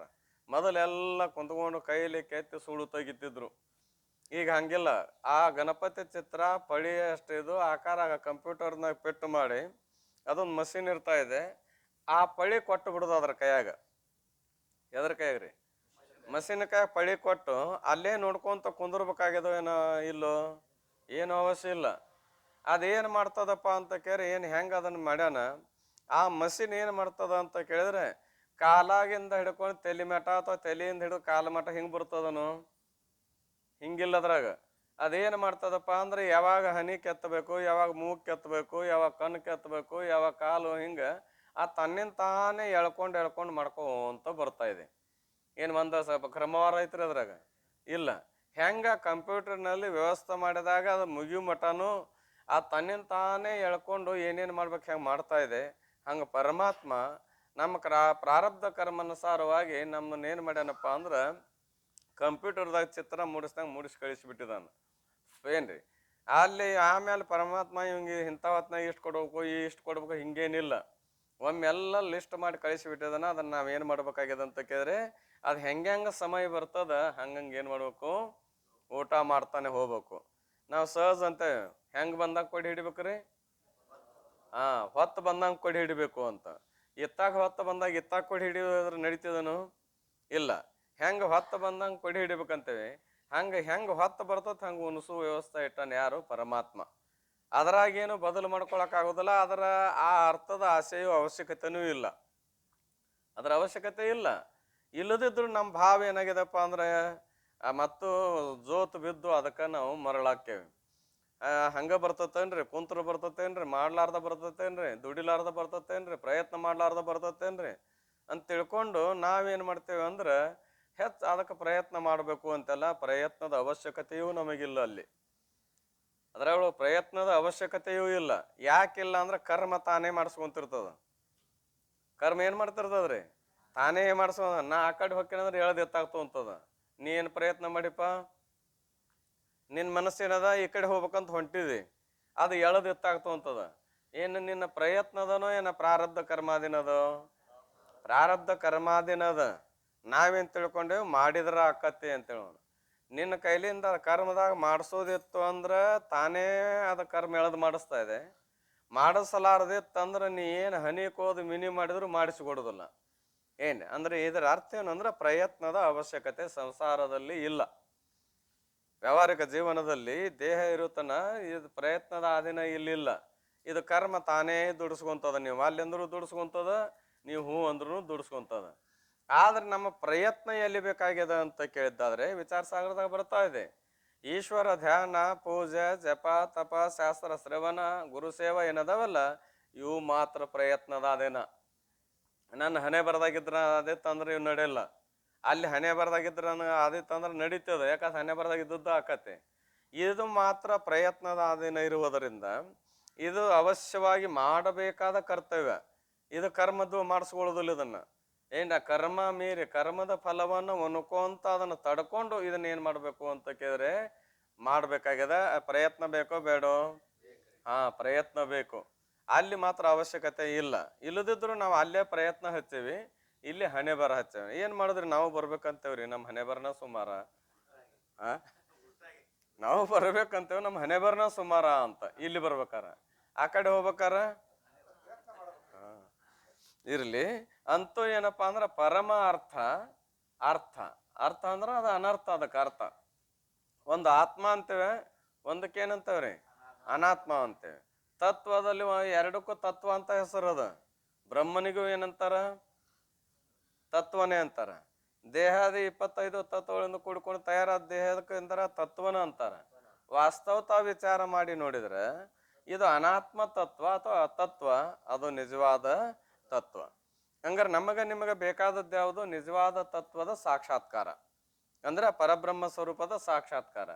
ಆ ಸಾಕ್ಷಾತ್ಕಾರವನ್ನು ಮಾಡಿಕೋಬೇಕಾಗಿತ್ತು ಅಂದ್ರೆ ಯಾರಿಗೆ ಶರಣಾಗತರಾಗಬೇಕು ಅಂತ ಕೇಳಿ ಗುರುವಿಗೆ ಶರಣಾಗತರಾಗಿ ಏನು ಮಾಡೋದಪ್ಪ ಅಂದ್ರೆ ಕೇಳುವುದವ್ರನ್ನ, ಅಂದ್ರೆ ಅವ್ರಿಗೆ ಪ್ರಶ್ನೆಯನ್ನು ಮಾಡೋದು. ಏನು ಪ್ರಶ್ನೆ ಮಾಡೋದಪ್ಪ ಅಂತ ಕೇಳಿ ಇಲ್ಲಿ ಅದನ್ನು ಹೇಳ್ಕೊಟ್ಟಿದ್ದಾರೆ. ನಾನಂದ್ರೆ ಯಾರು, ಬ್ರಹ್ಮ ಅಂದ್ರೆ ಯಾರು, ಜಗತ್ತಂದ್ರೆ ಏನು, ಈ 3 ಪ್ರಶ್ನೆಗಳನ್ನು ಬಿಟ್ಟು ಮತ್ತೊಂದೇನಾರು ಕೇಳುವುದನು ಇಲ್ಲ. ವಿಚಾರ ಚಂದ್ರದಲ್ಲಿ ಹೇಳಿದ್ರು ವಿಧಿಪೂರ್ವಕ ಶರಣಜಾಯಿಕೆ. ಯಾರಿಗೆ? ಗುರುವಿಗೆ ವಿಧಿಪೂರ್ವಕವಾಗಿ ಶರಣರಾಗ್ರಿ ಅಂತ. ವಿಧಿ ಅಂದ್ರೆ ಏನು ಅನ್ನೋದು ತೆಳಗ್ ಬರೆದ್ರು. ವಿಧಿ ಅಂದ್ರೆ ಅದಕ್ಕೆ ನಮಗೆ ವಿಧಿ ಅಂದ್ರೆ ನಿಯಮ. ವಿಧಿ ಪದಕ್ಕರ್ಥ ಹಲವಾರು ಅಕ್ಕವು. ವಿಧಿ ಅಂದ್ರ ಬ್ರಹ್ಮನು ಅಂತ ಅರ್ಥ ಆಗತ್ತೆ, ವಿಧಿ ಅಂದ್ರ ಕರ್ಮನು ಅಂತ ಅರ್ಥ ಆಗತ್ತೆ, ದುಃಖನು ಅಂತ ಅರ್ಥ ಆಗತ್ತೆ. ಆದ್ರೆ ಇಲ್ಲಿ ವಿಧಿ ಪದಕ್ಕೆ ಅರ್ಥ ಏನು? ನಿಯಮ. ಗುರುವಿನ ಹತ್ರ ಹೋಗ್ಬೇಕಾದ್ರೆ ಒಂದು ನಿಯಮ ಅದ. ಏನು ನಿಯಮ ಅಂತ ಕೇಳಿದ್ದಾರೆ? ಸಾಷ್ಟಾಂಗ ನಮಸ್ಕಾರ ಕರಿಯೇ, ಆತ್ಮ ಬೇಟಾ ಲೇಕೆ ಶರಣಜಾಯಿಕೆ. ಕೈಯೊಳಗೆ ಏನಾದರೂ ಕಾಣಿಕೆಯನ್ನು ತೆಗೆದುಕೊಂಡು ಹೋಗಿ ಗುರುವಿಗೆ ಅರ್ಪಿಸಿ ಏನು ಮಾಡೋದಪ್ಪ ಅಂದ್ರೆ ಸಾಷ್ಟಾಂಗ ನಮಸ್ಕಾರ ಕರಿಯೇ, ಅಂದ್ರೆ ಸಾಷ್ಟಾಂಗ ನಮಸ್ಕಾರವನ್ನು ಹಾಕು. ಆಮೇಲೆ ಏನಪ್ಪ ಅಂತ ಕೇಳಿದ್ರೆ ಪ್ರಶ್ನೆಯನ್ನು ಮಾಡು. ಏನು ಪ್ರಶ್ನೆ ಅಂದ್ರೆ ಅಜ್ಞಾನ ಅಂದ್ರೆ ಏನು, ಜ್ಞಾನ ಅಂದ್ರೆ ಏನು, ಅವಿದ್ಯಾ ಅಂದ್ರೆ ಏನು, ವಿದ್ಯಾ ಅಂದ್ರೆ ಏನು, ಅಥವಾ ನಾನಂದ್ರೆ ಯಾರು, ಬ್ರಹ್ಮ ಅಂದ್ರೆ ಯಾರು, ಜಗತ್ತಂದ್ರೆ ಏನು ಅಂತ ಒಂದು ವಿಚಾರ ಮಾಡು. ಈ ಪ್ರಶ್ನೆಗಳಿಗೆ ಉತ್ತರ ಗುರು ನಿನ್ನ ಕೊಡಬೇಕಾಗಿತ್ತಂದ್ರೆ ಮೊದಲು ಅವನು ನೀ ಪ್ರಸನ್ನೀಕರಿಸಿಕೋಬೇಕು. ಯಾರನ್ನ? ಗುರುವಿನನ್ನ ನೀ ಮೊದಲು ಪ್ರಸನ್ನೀಕರಿಸಿಕೊಳ್ಳಬೇಕು. ನೀ ಮಾಡಿದ ಪ್ರಶ್ನೆಗೆ ಆಗಿಂದಾಗ ಉತ್ತರ ಹೇಳಿ ಸಮಾಧಾನ ಮಾಡ್ಬೇಕಾಗಿತ್ತು ಅವ್ರ ಮನಸ್ಸು ಪ್ರಫುಲ್ಲಿತವಾಗಿ. ಅಂದ್ರೆ ಆ ಮನಸ್ಸನ್ನು ಮೊದಲು ನೀ ತಯಾರು ಮಾಡಿರ್ಬೇಕು. ಏನ್ ಮಾಡಬೇಕು ಅಂತ ಕೇಳಿದ್ದಾದ್ರೆ ಸೇವಾ ಕೀಜಿಯೇ, ಗುರುಕ್ಕೆ ಪ್ರಸನ್ನ ವಾಸ್ತೆ ಸೇವಾ ಕೀಜಿಯೇ ಅಂತ ಹೇಳ. ಗುರುಗಳ ಪ್ರಸನ್ನಗೋಸ್ಕರವಾಗಿ. ಗುರುನಾಥ ಎದಕ್ಕೆ ಪ್ರಸನ್ನಕ್ಕನಪ್ಪ ಅಂತ ಕೇಳಿದ್ರೆ ಸೇವಾಕ ಪ್ರಸನ್ನಕ್ಕನ ಹೊರತಾಗಿ ಉಳಿದದ್ದು ಯಾವುದಕ್ಕೂ ನಮ್ಮನ್ನು ನೋಡಿ ಅವ್ನು ಪ್ರಸನ್ನನಾಗೋದಿಲ್ಲ. ನಮ್ಮ ಹೊಲ, ನಮ್ಮ ಮನೆ, ನಮ್ಮ ರೂಪ, ನಮ್ಮ ಬಂಧು, ನಮ್ಮ ಬಳಗ, ನಾವೇನಾದ್ರೂ ಓದೇನಪ್ಪ ಅಂತ ಕೇಳಿದ್ದಾದ್ರೆ ಅವ್ರಿಗೆ ಏನಾರು ಸಂಪತ್ತು ಕೊಟ್ಟದ್ದು ನೋಡಿ ಅವ ಏನಾರ ನಮ್ಗೆ ಕರುಣ ತೋರ್ತಾನೂ ಇಲ್ಲ. ಮತ್ತೆ ಏನಪ್ಪ ಅಂತ ಕೇಳಿದ್ರೆ ಸೇವಾ ಮಾಡಿದ್ರೆ ಮಾತ್ರ ಗುರು ಪ್ರಸನ್ನನಾಗ್ತಾನ. ಗುರು ಯಾಕ್ರಿ? ಮನ್ಯಾಗ ಮಾಡೋದೇ ಮಕ್ಕಳು ತಾಯಿ ಪ್ರಸನ್ನ ಆಗ್ಬೇಕಾರ ಸೇವಾ ಮಾಡ್ಬೇಕು. ಮನೆಗೆ ಹೋದ್ಕೂಲೆ ಕಪ್ ಚಾ ಬಿಸಿ ಸಿಗ್ಬೇಕಂದ್ರೆ ಏನ್ ಮಾಡ್ಬೇಕು ನೀವು? ಸೇವಾ ಮಾಡಿರ್ಲೇಬೇಕ. ಸೇವಾ ಮಾಡ್ಲಾರ್ದ ಕಪ್ ಚಾ ಬೇಡಿದ್ರಿ ಅಂದ್ರೆ ಬಿಸಿ ನೀರು ಸತೆ ಸಿಗುದಿಲ್ಲ. ಇದೆಲ್ಲರಿಗೂ ಅನುಭವ ಅದ. ಸಾಮಾನ್ಯವಾದ ವ್ಯವಹಾರ ದಶದಲ್ಲಿ ಋಣ ತೀರಿಸೋದೈತೆ ಅಂದ್ರೂ ಕೂಡ ಏನಾದ್ರೂ ಮಾಡಿದಾಗನ ಏನಪ್ಪಾ ಅಂತ ಕೇಳಿ ಮೆಚ್ತಾರ ಹೊರತಾಗಿ ಏನು ಸೇವಾ ಕೆಲಸ ಮಾಡ್ಲಿರ್ ಯಾರು ಮೆಚ್ಚೋದಿಲ್ಲ. ಇನ್ನ ಯಥಾರ್ಥವಾದ ಸ್ವರೂಪವನ್ನ ತಿಳ್ಕೊಂಡು ಧನ್ಯರಾಗಬೇಕಾಗಿ ಗುರುಗಳ ಹತ್ರ ಬಂದಾಗ ಸೇವಾ ಮಾಡ್ಲಾರ್ದ ಸಾಕ್ಷಾತ್ಕಾರ ಮಾಡ್ಕೊಳಕ್ ಸಾಧ್ಯದನೋ ನಮಗ ಅಂತ ಕೇಳಿದ್ರೆ ಇಲ್ಲ. ಸೇವಾ ಕರೋಂಗೆತೋ ಮೇವಾ ಮಿಲಂಗೆ ಅಂತ ಸಹಜವಾಗಿ ಅಂತಾರ. ಅಥವಾ ನಮ್ಮ ಸಾದಾಗ ಮಾತಿನಲ್ಲಿ ಅಂತಾರ ಹಂಗ ಬರ್ತತನೋ ತಮ್ಮ? ಇನ್ನೊಂದು ಶಬ್ದ ಅದಕ್ಕೆ ಗೆಂಗಣ್ಣ ಅಂತೇಳಿ. ಈಗ ಧಾರವಾಡ ಜಿಲ್ಲಾ ಭಾಗದಾಗ ಹಂಗ ಬರ್ತತನ ಗೆಂಗಣ್ಣ ಮಾಡಿದ್ರೆ ಬರ್ತತಿ ಅಂತಾರ. ಏನ್ ಆ ಗೆಂಗಣ್ಣಕ್ಕೆ ಏನ್ ಅರ್ಥ ಆಯ್ತೋ ಗೊತ್ತಿಲ್ಲ ನನಗ. ಏನ್ ಸಹಜ ಹೀಗ ಅಂತಿದಾರ. ಅದರ ಅರ್ಥ ಏನು ಅಂದ್ರ ಸೇವಾ ಮಾಡಿದಾಗನೇ ದೊರೀತದ ಅನ್ನೋದು. ಲೋಕದ ವ್ಯವಹಾರದೊಳಗನ ಸೇವಾ ಮಾಡಿದಾಗ ದೊರೀತದ ಅಂದ್ಮೇಲೆ ಯಥಾರ್ಥವಾದ ಸ್ವರೂಪ ಸುಖವನ್ನು ತಿಳ್ಕೊಬೇಕು. ಸೇವಾ ಬೇಕಾಗಿಲ್ಲನು ಅವಶ್ಯವಾಗಿ ಗುರು ಸೇವೆಯನ್ನ ಮಾಡಲೇಬೇಕು. ಗುರುನಾಥ ಎದಕ್ಕೆ ಒಲಿತಾನಪ್ಪ ಅಂದ್ರೆ ಸೇವಾ ಕೊಲಿತಾನ. ನಾವು ಎಷ್ಟೋ ಮಂದಿ ಋಷಿಮುನಿಗಳ ಅಲ್ಲಿ ಇದ್ದು ಸೇವಾ ಧನ್ಯರಾದವ್ರ ಕತೆ ಕೇಳ್ತೇವಲ್ಲ, ಯಾರು ಧನ್ಯರಾಗ್ಯಾರ ಅನ್ನೋದು ಕೇಳಿವ್ರಿ ನಾವು? ಸೇವಾ ಮಾಡಿದವ್ರ ಧನ್ಯರಾಗ್ಯಾರದನ್ನು ಕೇಳಿವ ಹೊರತಾಗಿ 4 ವೇದ 6 ಶಾಸ್ತ್ರ 18 ಪುರಾಣ ಕಾಮಿಕಾದಿ 28 ಆಗಮ ರಾಮಾಯಣ ಮಹಾಭಾರತ ಇತಿಹಾಸ ಓದಿದವ ಮುಕ್ತಿ ಆಗ್ಯಾನಂತ ಅನ್ನೋದು ಕೇಳಿವನ ಎಲ್ಲರೂ? ಓದಬಾರ್ದಂತ ಅರ್ಥ ಅಲ್ಲ, ಓದುವುದರ ಜೊತೆ ಏನಿರಬೇಕು? ಸೇವಾ ಇತ್ತು ಅಂದ್ರೆ ಅದರ ಫಲ ಅದ, ಹೊರತಾಗಿ ಇಲ್ಲದಿದ್ರೆ ಇಲ್ಲ. ಅಂದಮೇಲೆ ಸೇವಾ ಮಾಡಿದಾಗ ಗುರು ಪ್ರಸನ್ನಕ್ಕನ. ಗುರು ಪ್ರಸನ್ನನಾದ ಅಂದ್ರೆ ನಾವು ಕೇಳಿದ ಪ್ರಶ್ನೆಗೆ ಏನು ಮಾಡ್ತಾ ಅಂತ ಕೇಳಿದ್ರೆ ಉತ್ತರವನ್ನು ಕೊಡ್ತಾ ಇದ್ದಾನೆ. ಈಗ ಅದನ್ನೇ ಆರಂಭ ಮಾಡ್ತಾ ಇದ್ದಾರೆ. ಶ್ರೀ ಗುರುವಿಗೆ ಶಿಷ್ಯನು ಪೊಡಮಟ್ಟು ರಾಗಮ್ಮಿಗೆ ಭಕ್ತಿಯೋಳು ಅಳವಟ್ಟು. ಶಿಷ್ಯನು ಯಾರು ಅಂತ ಕೇಳಿದ್ರೆ ಸಂಸಾರಕ್ಕೆ ಬೇಸತ್ತು ಹಿಂದಿನ ಮುಂದಿನ ಹಿಂದಿನ ವಿಚಾರವನ್ನು ಮಾಡಿ ಸಾಕಪ್ಪ ಅಂತ ಸರ್ಕೊಂಡವ. ಈಗಿದ ವಿಚಾರ ಮಾಡವ್ರು ಯಾರೀಗ? ಸಾಕಪ್ಪ ಅಂತ ಸರ್ಕೊಂಡವನು ಏನ ಇನ್ನೂ ಅದ್ರಾಗ ಇದ್ದವನು ಸಾಕಂತ ಸರ್ಕೊಂಡವನು. ಯಾಕೆ ಸರ್ಕೊಂಡವನು? ವಿಚಾರ ಮಾಡ್ಯಾನ. ಏನು ವಿಚಾರ ಮಾಡ್ಯಾನ?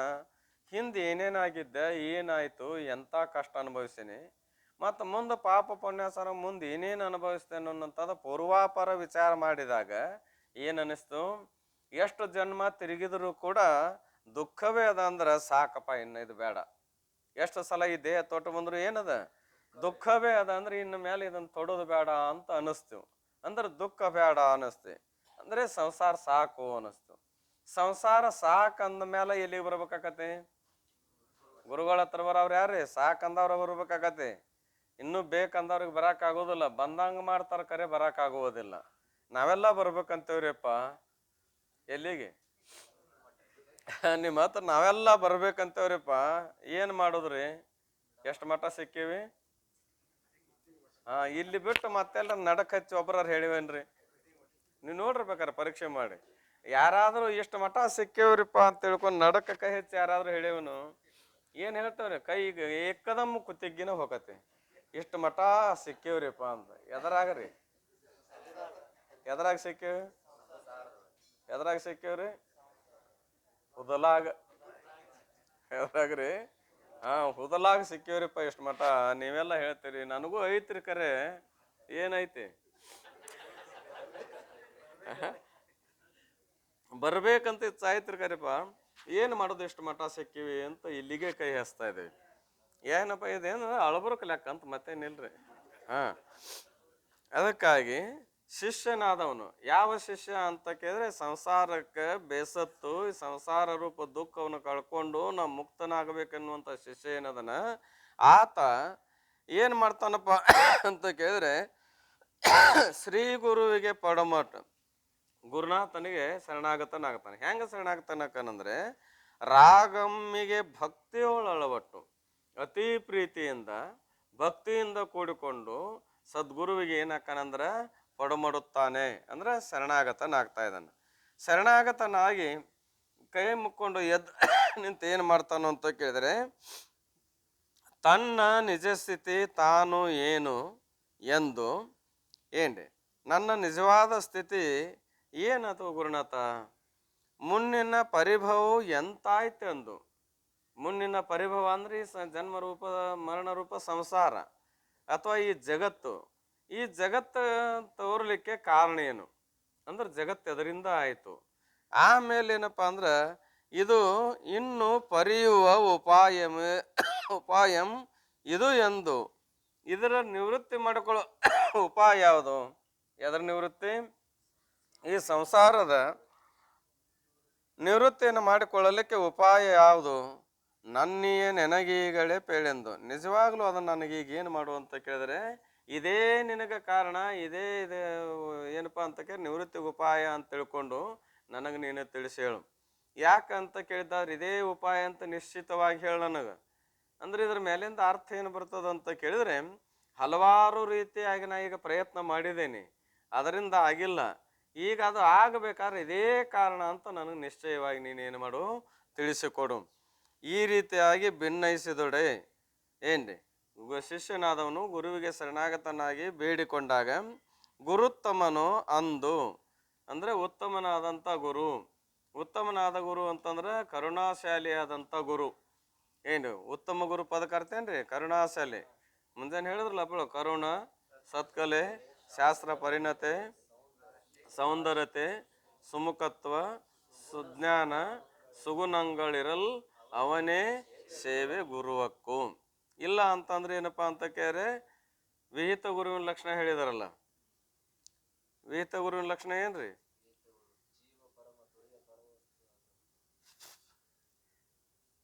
ವಿಹಿತ ಗುರುವಿನ ಲಕ್ಷಣ ನೆನಪಾಗಲ್ಲ ನನಗೂ. ಅದಕ್ಕೆ ಪಾವನಾತ್ಮಕ ಶಂಭುಲಿಂಗವೇ ತಾನಾದ ನಿಜ ಕೈವಲ್ಯ ವೀವನೆ ವಿಹಿತ ಗುರು, ಯೋಗ್ಯ ಗುರು ಅಂತಾರ ಅವನಿಗೆ ಗುರುತ್ತಮ ಅಂತ ಕರೀತಾರೆ. ಅಂಥ ಗುರುತ್ತಮನು ಏನ್ರಿ ಗುರುತ್ತಮನಂದು ಮನ್ನಿಸಿದನು ಶಿಷ್ಯನೋಳು ಇಂತೆಂದು. ಅವಾಗ ಗುರುಗಳು ಏನು ಮಾಡ್ತಾರಪ್ಪ ಅಂದ್ರೆ ಹೇಳ್ತಾನೆ ಕೇಳು ಅಂತ ತಿಳ್ಕೊಂಡು ಅವ್ರಿಗೆ ಹೇಳಕ್ಕೆ ಶುರು ಮಾಡ್ತಾ ಇದ್ದಾರೆ. ಅಂದ್ರೆ ಮನ್ನಿಸಿದನು, ನಾವು ಕೇಳಿದ ಪ್ರಶ್ನೆಯನ್ನು ಸ್ವೀಕಾರ ಮಾಡಿ ಅವನಿಗೆ ಹೇಳಿಕೊಡ್ತಾ ಇದ್ದಾನೆ. ಕೇಳಲೆ ಎಲೆ ಕೇಳು ಅಂದ್ರೆ ಪ್ರೀತಿಯ ಏನಪ್ಪಾ ಅಂದ್ರೆ ದ್ಯೂತಕ್ಕೆ ಇದು. ಎಲೆ ಅಂದ್ರೆ ಗುರುಗಳ ಬಾಯಾಗ ಇಂಥ ಶಬ್ದ ದೂರು ಕಂಡ್ರಿ ಅಂತೇವೆ ನಾವು. ಇಲ್ಲ, ಅದು ಆನಂದದಾಯಕ. ಆನಂದದಾಯಕದಾಗ ಶಬ್ದ ಹೆಂಗೆ ಬರ್ತಾವೆ ಹೇಳಕ್ಕಾಗೋದಿಲ್ಲ. ಏನು ಹೇಳಕ್ ಬರ್ತದ್ರಿ? ಅಕಸ್ಮಾತ್ ಅದು ನವರಸಭರಿತವಾಗಿ ಕೀರ್ತನ ಮಾಡಿ ಹೇಳಿ ಕೈ ಬಿಟ್ಟಿದ್ದ ಅಂದ್ರೆ ಆ ಕೇಳಾಕ್ ಹೋದವ್ರು ಕೇಳಾರಕ ಬರ್ಲಾರ್ದವ್ರು ಕೇಳ್ತಾರ. ಹೆಂಗೆ ಹೇಳ್ತಾರ ಪುರಾಣ? ಏನು ಹೇಳ್ತಾನ್ಲೇವ ಮುಂದೆ ಅನ್ನೋದಿಲ್ಲ. ಹೇಳಗಾರಿಕೆ ಮಗಂದು. ಯಾರ್ದ್ರಿ? ಮಗಂದು ಹೇಳಗಾರಿಕೆ ಅಂದ. ಅಷ್ಟು ಅನ್ನುವಾಗ ಅದು ಕಿವಿಗೆ ಯಾರಿಗೆ ಬಿತ್ತೋ ಹೇಳವನಿಗೆ ಬಿತ್ತು. ಹೇಳವನಿಗೆ ಸಿಟ್ಟು ಬರ್ತತೋ? ಸಿಟ್ಟು ಬರುದಿಲ್ಲ. ಸಿಟ್ಟು ಬರುದಿಲ್ಲ. ಯಾಕಂದ್ರೆ ನಗತಾನವ. ಏನ್ರಿ? ಯಾಕಂದ್ರೆ ಆನಂದ ದೂತಕ ಶಬ್ದ, ಆ ಆನಂದದ ಆವೇಶದ ಭರದಲ್ಲಿ ಶಬ್ದಗಳು ಬೆರೆಸಿದ್ರು ಕೂಡ ಅವು ಪ್ರೀತಿನ ತೋರ್ತಾವ ಹೊರತಾಗಿ ಅವು ಅಪ್ರೀತಿಗೆ ಕಾರಣ ಆಗೋದಿಲ್ಲ. ಆದ್ರೆ ದುಃಖದ ಭರದಲ್ಲಿ ಬಂದಿದ್ದು ಅಂದ್ರೆ ಅವು ಏನಿದ್ರು ಕೂಡ ಪೆಟ್ಟು ಕೊಡ್ತಾವ. ಹಾಗೆ ಇಲ್ಲಿ ಗುರುಗಳಾದವರು ಎಲೆ ಕೇಳು ಅಂದ್ರೆ ಹೇ ಶಿಷ್ಯನೇ ಕೇಳು, ವಾಸಿಷ್ಠಾದಿಗಳಲ್ಲಿ ವಸಿಷ್ಠ ಗ್ರಂಥವನ್ನಂದ್ರೆ ಯೋಗ ವಸಿಷ್ಠ ಗ್ರಂಥವನ್ನೇ ಮೊದಲು ಮಾಡಿಕೊಂಡು ಹಲವಾರು ಗ್ರಂಥಗಳದಾವ ಅದ್ವೈತವನ್ನು ಉಪದೇಶ ಮಾಡುವಂಥವು. ಒಂದು ಎರಡ್ರಿ, ಹಲವಾರು ಅದಾವ. ಇವತ್ತು ಮುಂಜಾನೆ ಬಂತು ವಿಚಾರ ಸಾಗರದಲ್ಲಿ. ನಿಮ್ಮ ಭಾಷಾ ಗ್ರಂಥ ವಿಚಾರ ಸಾಗರನವನ್ನು ಯಾಕೆ ನೋಡ್ಬೇಕಂತ ಏನು ಅಧಿಕಾರದ? ಏನು ಇದದ ನಿಮ್ಮದು? ಪೇಕಿ ಮುದಿತ ಹೊಯ್ದೀರ ವೇದ ಸಿದ್ಧಾಂತ ಭರೋ ಜಾಮಯತಿ ಗಂಭೀರ ಅಸ ವಿಚಾರ ಸಾಗರ ಪೇಕಿ ಮುದಿತ ಹೊಯ್ ಧೀರ ಅಂದರು. ಈ ವಿಚಾರ ಸಾಗರವನ್ನು ಯಾಕೆ ಓದಬೇಕು ಅಂದ್ರೆ ಇದರಲ್ಲಿ ಮತ್ತೇನು ತುಂಬಿಲ್ಲ. ಏನು ತುಂಬಿದ್ರಿ? ವೇದಾಂತದ ರೂಪ ಸಿದ್ಧಾಂತ ಜಲವೇ ತುಂಬ್ಯದ. ವೇದಾಂತದಲ್ಲಿ ಏನು ಸಿದ್ಧಾಂತದ ಅದೇ ಜಲ ಅದ. ಸಿದ್ಧಾಂತ ಅಂದ್ರೆ ಅಂತ್ಯ ನಿರ್ಣಯ. ಅಂತ್ಯ ನಿರ್ಣಯವಾದದ್ದು ಯಾವುದು? ನೀನೇ ಪರಬ್ರಹ್ಮ ಸ್ವರೂಪನಿದ್ದಿ ಅನ್ನೋದು. ಇದನ್ನು ಬಿಟ್ಟು ಮತ್ತೇನಾರ ಐತನ ಏಳು ತರಂಗದಲ್ಲಿ? ಇಲ್ಲ. ಅಂಥದ್ದು ವಿಚಾರ ಸಾಗರ. ತತ್ವವನ್ನು ಉಪದೇಶ ಮಾಡಿ ತತ್ವ ಅಂದ್ರೆ ಮುಕ್ತನನ್ನಾಗಿ ಮಾಡುವ ಸಾಮರ್ಥ್ಯ ಉಳ್ಳಂಥದ್ದು ಇದು ವಿಚಾರ ಸಾಗರ. ಯಾರು ಇದನ್ನ ನೋಡ್ತೀರಿ ಅವ್ರು ಏನು ಹೊಂದುತ್ತೀರಿ ಅಂದ್ರೆ ಮುದಿತ ಹೊಯ್ ಪೇಕಿ ಮುದಿತ ಹೊಯ್ ಧೀರ. ಅದು ಮತ್ತೆ ಯಾರಪ್ಪ ಅಂತ ಕೇರೆ ಧೀರರು. ಧೀರರಲ್ಲದವರು ಏನಪ್ಪಾ ಅಂದ್ರೆ ಹೊಂದಲಿಕ್ಕೆ ಸಾಧ್ಯ ಇಲ್ಲ. ಧೀರ ಯಾರು ಅಂದ್ರೆ ಶ್ರೀಮನ್ ನಿಜಗುಣ ಶಿವಗಳು ಅದಕ್ಕೆ ಅರ್ಥ ಮಾಡಿದ್ದಾರೆ. ಏನ್ರಿ? ನೀತಿ ಕ್ರಿಯಾಚಾರ್ಯ ಸ್ಥಳದ ಮೊದಲನೇ ಪದ್ಯದ ಮೊದಲನೇ ನುಡಿಯ 2ನೇ ಚರಣದಲ್ಲಿ ಧೀರ ಅಂದ್ರೆ ಯಾರು ಅನ್ನೋದನ್ನು ಹೇಳಿದ್ದಾರೆ. ಯಾರೇ? ಕರ್ಣ ವಿಜಯದಿಂದ ಕಲಿತನ ಮುಂಟೆ. ಯಾರು ಇಂದ್ರಿಯ ವಶವಾಗಲಾರದೆ ಇಂದ್ರಿಯಗಳನ್ನೇ ತಮ್ಮ ವಶದಲ್ಲಿಟ್ಟುಕೊಂಡಾರೋ ಅವರಿಗೆ ಧೀರರು ಅಂತ. ಇಲ್ಲಿಯೂ ಕೂಡ ಅದನ್ನ ಧೀ ಅಂದ್ರೆ ಬುದ್ಧಿ, ರ ಅಂದ್ರೆ ರಕ್ಷಣಾ ಮಾಡಿಕೊಳ್ಳೋದು. ತನ್ನ ಬುದ್ಧಿಯನ್ನ ವಿಷಯಾದಿಗಳಿಂದ ಅರಿವರ್ಗಾದಿಗಳಿಂದ ಯಾರು ರಕ್ಷಣಾ ಮಾಡ್ಕೊತಾರ ಅವ್ರಿಗೆ ಏನಂದಾರ? ಧೀರರು. ಇಂಥ ಧೀರರು ಏನನ್ನ ಹೊಂದುತ್ತಾರಪ್ಪ? ಇದನ್ನ ನೋಡಿದ್ರ ಅಥವಾ ಇದನ್ನ ಕೇಳಿದ್ರ, ಇದನ್ನ ತಿಳಿದ್ರ ಮುದಿತ ಹೈ.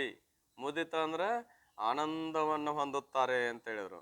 ಅವಾಗ ಶಿಷ್ಯ ಮುಂದೆ ಹೋದಾಗ ಪ್ರಶ್ನೆ ಮಾಡಿದಾನ, ನಿಮ್ಮ ಗ್ರಂಥ ಓದಿ ಮುದಿತ ಹೊಂತಾರ ಅನ್ನೋದು ಏನದ? ರಘುಡ ಗ್ರಂಥ ಹೊಟ್ಯಾವ ಬರೆದದ್ದು ಮತ್ತೆ ಬೇರೆ ಏನ್ರಿ? ಭಾಷ್ಯ, ವಾರ್ತಿಕ ಮೊದಲಾದ ಗ್ರಂಥಗಳಲ್ಲಿ ಅದ್ವೈತ ಉಪದೇಶವನ್ನು ಮಾಡ್ಯಾರ. ಅವನ್ನ ಓದಿ ಅವ್ರು ಧನ್ಯರಕ್ಕರ. ನಿಂಬದು ಓದ್ಬೇಕಂತ ಏನ್ ನೇಮದೆ? ಸುಮ್ಮನೆ ಯಾಕೆ ಬರುತ್ತೆ ತಲೆ ಕೆಡಿಸ್ಕೊಂತೀರಿ, ಬರಿಬೇಡ್ರಿ ಅಂತ. ನಾವು ಯಾಕೆ ಬರಿತೀರಿ ಅಂತ ಕೇಳಿದಾಗ ಅದಕ್ಕೆ ಯಾರಿಗೆ ಬರೆದೇವೆ ಅನ್ನೋದು ಹೇಳ್ಕೊಂಡು ಬಂದಿದ್ದಾರೆ. ಹಾಗೆ ಇಲ್ಲಿಯೂ ಕೂಡ ಸಂಸ್ಕೃತ ಗ್ರಂಥಾದಿಗಳಲ್ಲಿ ಅರ್ಥ ತಿಳಿಯಲಾರದೆ ಇದ್ದವರು ನಾನು ಬರೆಯಲ್ಪಟ್ಟಂತ ಈ ಪರಮಾರ್ಥ ಗೀತೆ ಏನದ, ಈ ಪರಮಾರ್ಥ ಗೀತೆ ಅನುಸಂಧಾನ ಮಾಡಿದ್ರೆ ನೀವೇನು ಹೊಂದ್ತಾ ಇದ್ರಿ? ಮುದಿತವನ್ನ ಅಂದ್ರೆ ಆನಂದವನ್ನು ಹೊಂತೀರಿ ಅನ್ನ. ಕೇಳಲೆ ವಾಸಿಷ್ಠಾದಿಗಳಲ್ಲಿ ಪೇಳಿದ ತತ್ವಾರ್ಥವನ್ನು ಇಂದು ಇಲ್ಲಿ ನಾ ಏನಾರ ಮನೋಕಲ್ಪಿತವಾಗಿ ಬರೆದು ಹೇಳ್ತಾನೆ ತಿಳ್ಕೊಬೇಡ. ವಸಿಷ್ಠಾದಿ ಗ್ರಂಥಗಳಲ್ಲಿ ಬರೆಯಲ್ಪಟ್ಟದ್ದನ್ನೇ ಸ್ಮರಣಕ್ಕೆ ತಂದು ಅದನ್ನೇ ನಾನು ಇಲ್ಲಿಗೆ ಕನ್ನಡದಲ್ಲಿ ಹೇಳಿಕೊಡ್ತಾ ಇದ್ದೇನೆ. ಏನ್ರಿ? ನಿನಗೆ ಅರಪುವೆ ಇಲ್ಲಿ ಅಂದ್ರೆ ಈ ಪರಮಾರ್ಥ ಗೀತೆಯಲ್ಲಿ ನಿನಗೆ ನಾನು ಅರಪುವೆ. ತನುಜನೆ ಕೇಳು ತಿಳಿದು ಒಲವಿನಳು. ಎಲೆ ಮಗನೇ ಕೇಳು. ಹೆಂಗ ಕೇಳು ಅಂದ್ರೆ ಒಲವಿನಿಂದ ಕೇಳು. ಮತ್ತೆ ಕೇಳಾಕ ಕುಂತೇನಲ್ರಿ ಅಂದವ. ಯಾರ್ರಿ? ಶಶಿ ಅಂದ. ಕೇಳಾಕ ಕುಂತೇನ್ರಿ ಅಂದ. ಕೇಳುದ್ರಾಗ ಪರಕದಪ್ಪ ಅಂದ್ರು. ಕೇಳೋದ್ರಾಗ ಏನದ? ಪರಕದ. ಒಲವಿನಿಂದ ಕೇಳೋದು ಬೇರೆ, ಕೇಳೋದು ಬೇರೆ. ಮರ ಹೊತ್ತು ಹೋಗೋದು ನಡೆದು ಸುಮ್ಮಂತ ಸಾಲ್ಯಾರ ಹೊತ್ತು ಹೋಗತ್ತೆ, ನಡಿ ಕೇಳಿ ಬರ್ನು. ತಿಳಿವಲ್ದಕ್ಕ ಬೇಕಾದ್ರೆ ಬಿಡವಲ್ದಕ್ಕ ಒಂದು ತಾಸು ಸಾಲ ಕುಂತದ್ದು ಬಂತು, ನಡಿ ಅಂತ ಬಂದೇವಲ್ಲ, ಇದು ಕೇಳೋದು. ಇದಕ್ಕೇನಂತಾರ? ಕೇಳೋದು ಅಂತಾರ.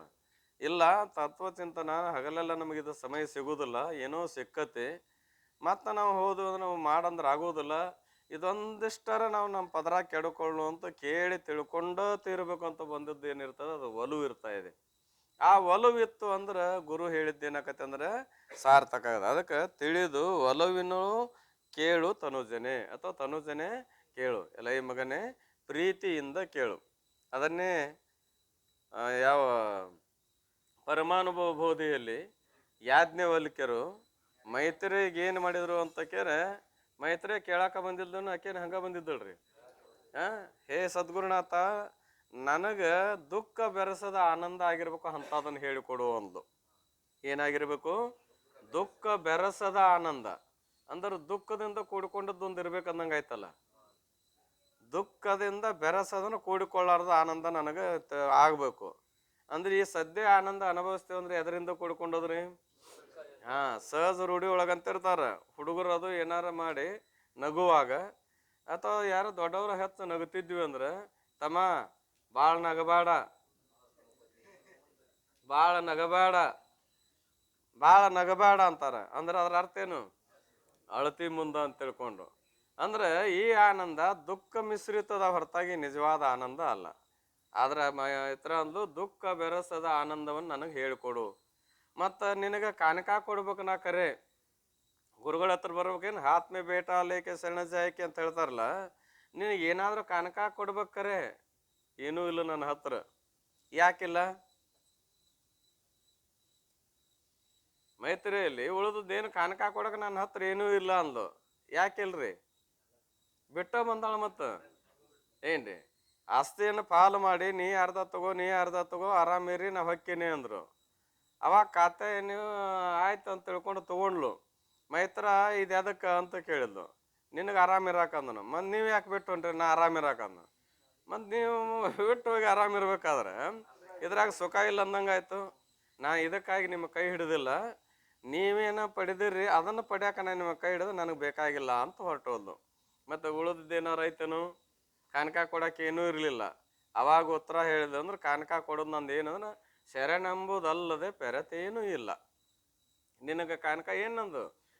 ವಿನಯದಿಂದ ನಿನಗೆ ನಮಸ್ಕಾರ ಮಾಡೋದು ಒಂದೇ ಕಾನಕ ಅಂತ ಅಂದಾಗ ಅವಾಗ ಹೇಳಕ್ಕೆ ಶುರು ಮಾಡಿದರು. ಮತಿಯುಂಟೆ ಜಡರಿಗೆ ಅದ್ವೈತವನ್ನು ಅರಿಯಲಿಕ್ಕೆ ಸತಿ ನೀನೇ ಸುಕೃತಿ ಕೇಳು ಪೇಳುವನು ಒಲವಿಂದ ಅಂತ. ನಿನಗೆ ಆನಂದದಿಂದ ಹೇಳ್ತಾನೆ ಕೇಳು ಅಂತ. ಯಾಕಂದ್ರೆ ಆನಂದ ಆಯ್ತು ಅವ್ರಿಗೆ. ಗುರುವಿಗೆ ಆನಂದ ಯಾವಾಗ ಆಕತ್ತಪ್ಪ ಅಂದ್ರೆ ನಮ್ಮಿಂದ ಏನು ತತ್ವದ ಮಾತುಗಳ ಕುರಿತು ಚರ್ಚೆ ಮಾಡಿದಂದ್ರೆ ಬಹಳ ಆನಂದ ಪಡ್ತಾರ. ಮುಂಜಾನೆ ಅಪ್ಪಗಳು ಅಂದ್ರಲ್ಲ, ನನಗೆ ಮಕ್ಕಳಾಗಿಲ್ಲ, ನನಗೆ ಹೊಲ ಆಗಿಲ್ಲ, ನನಗೆ ಮದುವೆ ಆಗಿಲ್ಲ ಅಂತ ಬಂದು ಪ್ರಶ್ನೆ ಕೇಳಿದ್ರೆ ಅವ್ರು ಸುಮ್ಮನೆ ನಾ ಇಲಾಜಕ್ಕಾಗಿ ಏನಾರು ಒಂದಿಟ್ಟು ಹೇಳ್ತಾರೆ ಕರೆ, ಆದ್ರೆ ಉದಾಸೀನ ಆಕಾರ. ಏನಕ್ಕರೆ ಅವರು ಉದಾಸೀನ ಆಗ್ತಾ ಇದಾರೆ. ಯಾಕೆ? ಇದು ಬೇಕಾಗಿಲ್ಲ ಅವ್ರಿಗೆ. ಹಾಗೆ ಕೇಳಿದ ಕೂಡಲೇ ಕೇಳಾಕ ಬಂದು ಕುಂತಾಳ, ಇಷ್ಟೆಲ್ಲ ಆಧಾರದಿಂದ ಬಂದಾಳ, ಮತ್ತೇನಂದ್ರೆ ಆಕೆಗೆ ನೆರೆ ಕೇಳು. ಬರೇ ಕೇಳು ಅನ್ಲಿಲ್ಲ, ಹೇಳ್ತಾನೆ ಕೇಳಲಿಲ್ಲ, ನೆರೆ ಕೇಳು ಅಂತಂದ್ರು. ಅದರ ಅರ್ಥ ಏನು ಅಂತ ಕೇಳಿದ್ರೆ ಚೆನ್ನಾಗಿ ಕೇಳು. ಚೆನ್ನಾಗಿ ಕೇಳು ಅಂದ್ರೆ ಅದಕ್ಕೆ ಅರ್ಥ, ಈಗ ನಾನು ತತ್ವವನ್ನು ತಿಳಿಸಿ ಹೇಳುವಾಗ ಈ ಪರಿಸರದ ಮಧ್ಯದಲ್ಲಿ ಮತ್ತು ಹೊರಗಿನಿಂದ ಬೇರೆ ಬೇರೆ ಶಬ್ದಗಳು ಬರ್ತಾವೆ. ಕಿವಿ ಸ್ವಭಾವ ಏನ್ರಿ? ಯಾವುದೇ ಶಬ್ದದಲ್ಲಿ ಕೇಳೋದಾದ್ರೂ ಸ್ವಭಾವ.